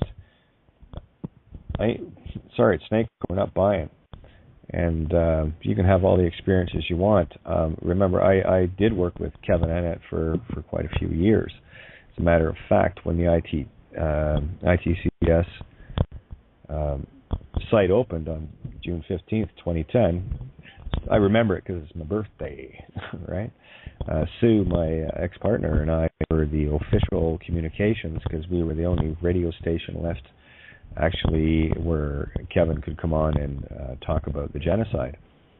And it's very interesting to note that anytime anyone has spoken up against Kevin Annett, he goes on a hate tirade and a what do you call that? It's a state COINTELPRO operation of defaming the individual, bad-mouthing them, rumor-mongering, creating all sorts of lies and scenarios around these individuals. It happened to a lot of people in the Irish groups that were working originally with him that caught on to his shieldness. Mel V, another great example. We've had lots of people on. Lydia, if you ever want to come on to reaffirm this with your experiences and what have you, you're more than welcome. But anyway, Mayor mentioned that Dean Clifford may be getting into an alliance with this known shill. Well, not something I would do, so just letting you know that. I just thought I'd share it. But in the latest update, 20th of May, 2014, YouTube, Dean Clifford update number 9. Go to the 29-minute mark, and you'll hear them talking about putting their collective heads together. Sure, let's just keep everybody in the system, right? Kevin? What is it, you're wanting blood contracts for common law sheriffs? Is that what you're after? I wouldn't be signing any deals with that devil. That's just me, though. But anyway, let's get back to White Tigers 1, School General 0. White's mom has just phoned me, and that the head of the school where she works phoned her and said the head of White School is taking early retirement at the end of the school year. I don't know why. That's all she told her.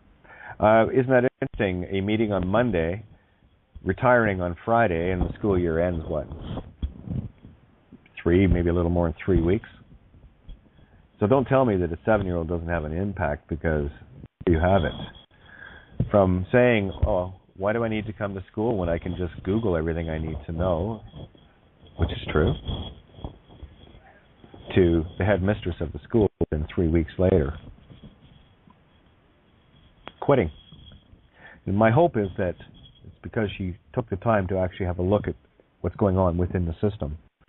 Because I don't know about you, but if I was caught in the matrix and I was a headmistress of a school, and suddenly a cop told me that I would be arrested if I mentioned a little girl's name, I would start questioning a lot of things at that point. And I know there was a lot of parents in that meeting.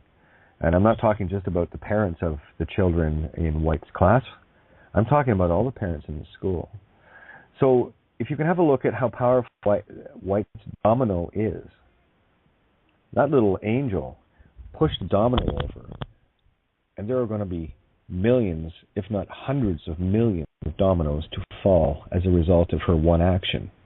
So don't tell me a child can't change the world, because that's the only one that can. This is why it is up to us to clear the way, to clear the minefields, to clear the riffraff and the literal illusions that people are caught in. That's your job. It's my job. It's my role to play. My role was made very clear in my little trip on the other side. I'm here to bring the children home. And I also have the full understanding that do not get in my way now. That is not a good thing. Yeah, none shall pass. That was exactly what was shared. We have the game. We have this. We got this, guys. It's just a matter of sitting down and taking the time to let the things absorb. And for those that have any questions, excuse me, especially those that have read 1 or 2 documents on my site, read them all. The answers that you're looking for are within you. And it is my hope that through my experience of the answers I found within me, that I share in essay in whatever form, will aha with you as well. That's how I check my own resonance. If it feels right and it thinks right, well, there it is. It just makes sense and it feels right, and there's no way you can put it in words, but I do my best in terms of essays, so that's why I do the essays. That's my meditation. So there you have it. Now I just want to get up to the, oh, well done, White. You know, and we're flowing all sorts of energy, and of course, White hasn't been feeling well for the last little while. But that little girl transmuted a shit pile of filth energy. And that's what happens when we do this. Yeah. It's pretty daunting and taxing on the meat stick. That's the power of the spirit. When that kind of energy gets absorbed because you've destroyed it, let the body rest. That's a lot of power, man. It's a lot of power. Quite something. Now, I just want to get to Tracy's post. I got a few emails I want to share as well, because I replied that I would discuss them on air tonight. Where are we? wondering if I'm willing to teach you like a 5-year-old. Trace, well, again, it's not even so much that. It's just really about taking the time to absorb. Just be another guzzler like everybody else. So take your time. This is the hardest thing for people. I know it was hard for me. Gemini, think. So I had to stop doing that. And you all got Gemini in you. If you got lungs and hands, you do. If you got feet, you got Pisces. You got a skull on top of your head. Well, you got Taurus and Aries right there. Interesting. I'm still trying to find this post. Actually, if I'm smart, I'll go to Clarity, and she already has it posted for me. Oh, a BTR listener, 020. I knew that was coming. Thank you, Clarity. And I know I posted in a few rooms. Hey, I know. I'll just go to one of the not quite as busy as everybody else's rooms. That works. We'll read it there. I shared it in all of the Skype rooms. We've got a few of these going on right now. That was the White's dad. Let me see. Did I put it in this? I guess I didn't. Silly cat. Okay. Let me see. Almost there.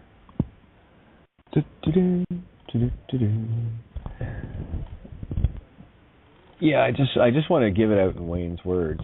And one of the joys of reading what Wayne writes is I can feel it. It doesn't matter to me. I just want to make sure that I'm conveying the intuitive feeling I get from his writing, and just make sure I'm saying it the way he would want me to share it. Where are we here? These rooms have just been nuts. Okay, it's not there. Let me see. Let me check this room. Where are we? Don't you love live radio? Guys, we've got translations coming out everywhere. Croatian shortly for the Balkans. French shortly. So that covers a portion of Canada, like New Brunswick, Quebec, Louisiana in the U.S., of course, the Creole, the Cajun Creole, and what have you. Of course, all the France and all the other French-speaking colonies or former colonies. So remember this: once it's translated into a language, that is now in that language's consciousness. That's the power of you translators. When you finish translating it and all the concepts, you just added it. You just included everyone that speaks that language. So if you want to know how to take over a planetary consciousness, well, you're doing it. So thank you for the efforts. I greatly appreciate it. I am not seeing it. I thought I posted it everywhere. Well, I guess I'll go back to Facebook. Anyway, let me see. I'll just scroll back up. Because I shared it on my Facebook, too. Scrolling. Rawhide. Where are we? Okay, I guess I've got to go a lot further down. Yeah, my Facebook page is constantly busy. Back up to the 5,000. As soon as I, clear up a couple of deactivated accounts, I add to it afterwards. It's quite something. See if someone else has actually posted in the Skype. Where are we? Okay. Yeah, I'm having a hard enough time multitasking here with people's comments, so I'm doing my best, guys. So bear with me here. And I want to get to some emails, and I want to touch on some comments that Tracy had asked about. But really, the answer is the same one I'm going to tell everybody. It's about spending the time and just absorbing the power of you, and understanding that you are pure power once you get this. It really is mind-numbingly simple. That's why it's so hard. Because the only thing that's going to get in the way is the program. Okay. Where was it? Oh, Wayne, I'm looking for it and I can't seem to find it here. Anyway, well, I'll just give you the synopsis of it. That's the joke of it. It wasn't a very, very long post. it's fun to get the order of it right. Where are we here? Great post today, Borean. You guys make me laugh. So friggin' awesome. Waiting for it. Oh, and while I'm at it, I just got word, the latest. Oh, here it is. I found it. I knew I'd find it. It's not a very good post. That's why it was tough to see. But this just in. Let me just go to where was it? I like to give updates here. If you go to this is the latest update, 20th of May 2014, Dean Clifford update. I guess a couple of people are keeping in the loop there, and I'm obviously talking to Dean. I do wish Dean would get it, but at the 29-minute mark of this video, there is talk of creating an alliance with a known shill, Jesuit, paid informant, witness pointer outer to murderer, and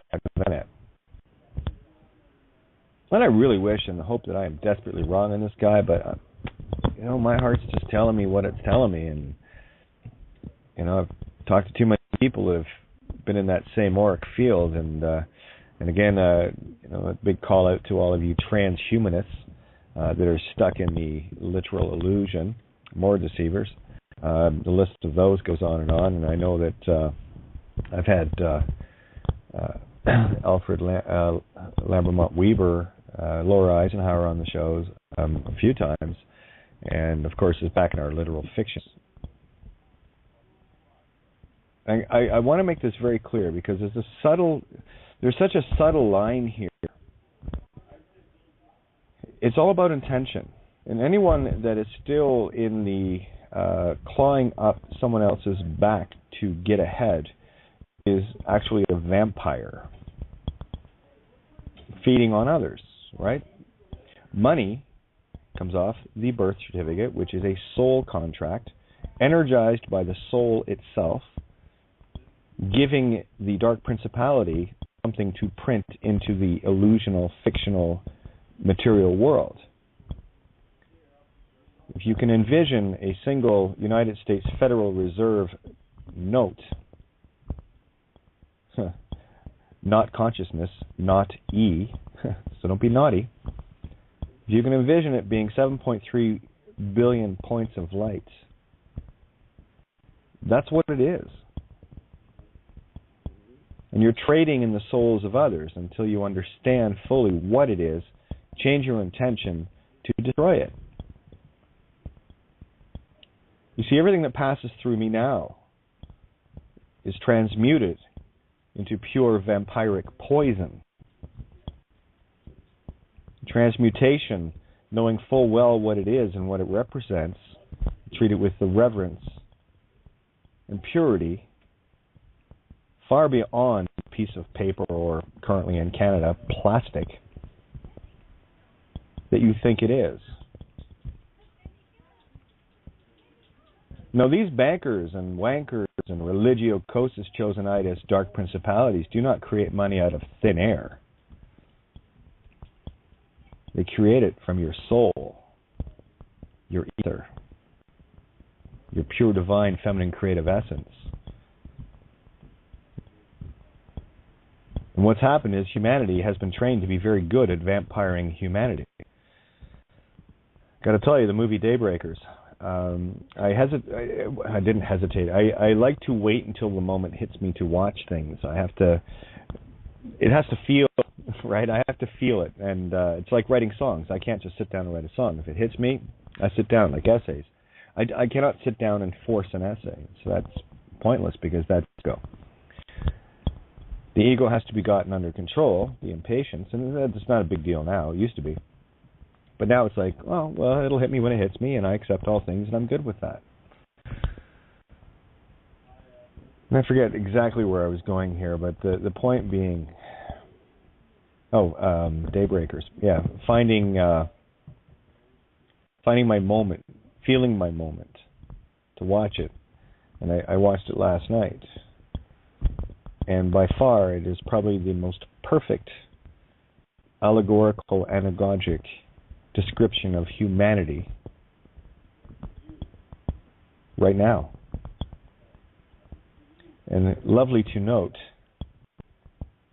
that there is a cure. And I urge people to watch it. I'll talk a bit about that later on. There are things that I'd like to cover first, but it is available to watch on Putlocker. I download it from icefilms.info, and because I like to rewatch things, and there's no point in just watching it and then going back. It just chews up bandwidth, and don't want to be doing that because it's pointless. It's wasteful. Plus, I can archive it and check it anytime I want because every moment is now. So if it strikes, then I see it now. But I fully urge people to watch that. And when you see the vampires, everyday people, as the day-to-day people that we see operating blindly in system, thinking that it's real, the ones that are bought and paid for paychecks, thinking that they need to go and punch clocks here and punch clocks there. And again, this is not a judgment. This is just merely an observation. And when things change in your mind, they change. And you're not just doing it blindly anymore. And when you change your intent, you are actually putting out a different intent. That you're just doing what you need to do to survive. I, on the other hand, and this is just me, guys.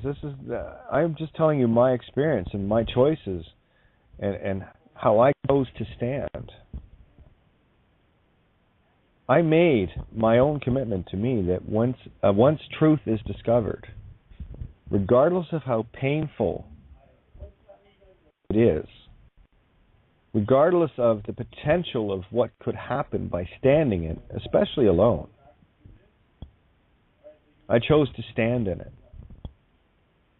Because I knew it would keep me safe. Regardless of the hurricane going on around me, I would always be the eye of the storm, which suits my Mayan sign nicely. I'm a duality Kawak, which is, duality storm. I create the eye of my own hurricane. I don't get involved with the dramas and the hurricanes that everyone else is playing in. I'm very blessed to have so many people now that actually know this. This is not a thinking or believing. This is a knowing. Had a great call from Derwin today, and it's a changed man. This guy's powering up, and the more you realize these things, the power, the true power that you have, this dark principality is powerless. It has nothing.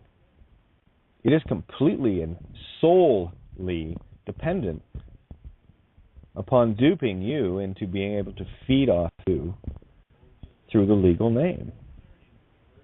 It's a contract.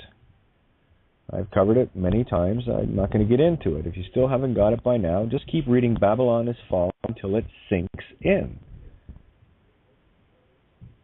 When you stand in truth, the universe wraps you. You're listening to Kate of Gaia on Critical Mass Radio.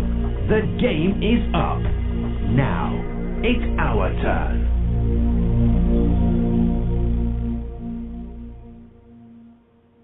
Hey, good evening. Welcome to Outside the Box. Yours truly, Kate of Gaia, here on criticalmassradio.co.uk. I got to tell you, the only radio station on this planet that is giving it out cold, hard, and true. And that's a problem, It was a great post today with someone with a pill between their teeth, the truth,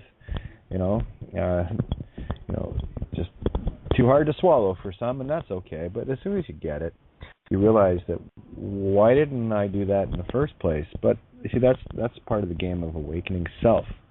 No one's going to do it for you. You got to do it for yourself. But lots of awesome stuff to talk about tonight. A few things that I want to cover. Again, talking about the key to get you out of the I don't know what the hell to call it anymore.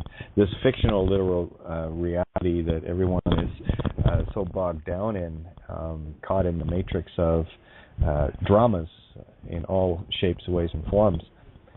And for many of us, especially a lot of people I talk to during the day, It's mind-boggling to try and have a conversation with anyone else. It really is, because you really start to, you find your yellow brick road, your Interstate 60, and congratulations to those that found it.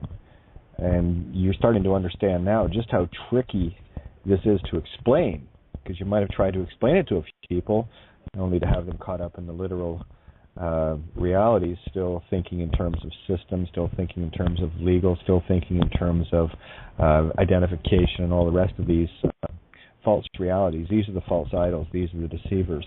And they are everywhere. It's really a simple concept. If it's on paper, it isn't you. So why the hell do you claim to be a piece of paper?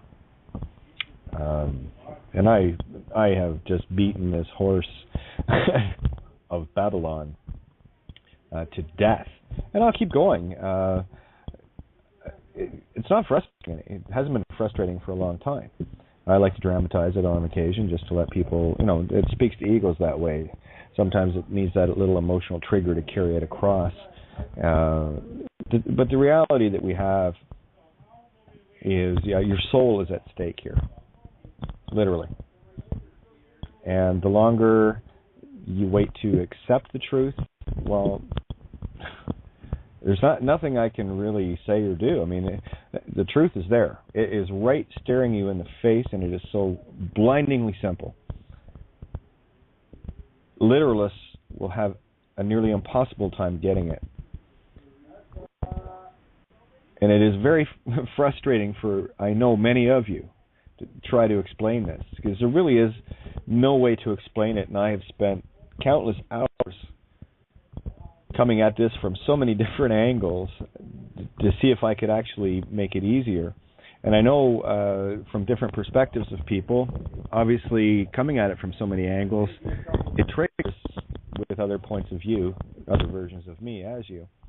And when you fully get this, the magic just starts, and it doesn't stop. And I'm going to do a little update tonight with regards to if you want to talk about it in terms of a football match, you call that soccer here in North America. But if you want to talk in terms of a football match, White Tigers 1, School Generals 0. Just a little update here because I want to share this. Just wanted to post out. I did repost it, but guys, I got to tell you, thank you very much for so many beautiful posts on the page. Everything has gone totally anagogic here, so and I will cover some of the posts that have been holding so many of you back. Really, when you fully get this, you will not have one legal question or concern ever again. Every question is actually mute because it's all fiction. And when you understand the power of you, everything you send out, they're not rebuttals to anything. They're not, affidavits. They're not any of that sort of shite. A prime example, Babylon Has Fallen, is a completely neutral document that states truth.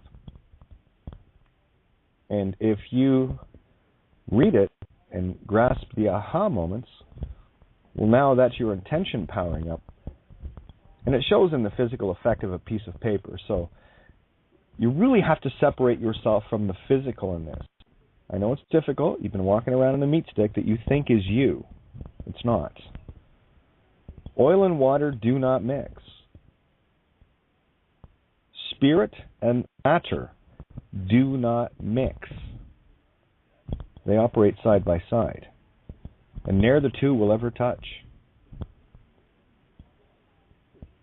Just think on that for a little bit. Pop out of your body. You can call that body dropping, death, or whatever. Some people can go for adventures and get out of body experiences and whatever. We've heard many stories of this. But what is the body? Well, it's just a collection of matter. It's a biological computer. It's a carbon heat engine. It's a carbon 666. Number of the beast. The beast is the body. You are beauty, the allegory of Beauty and the Beast. And everyone on this planet that's dealing in commerce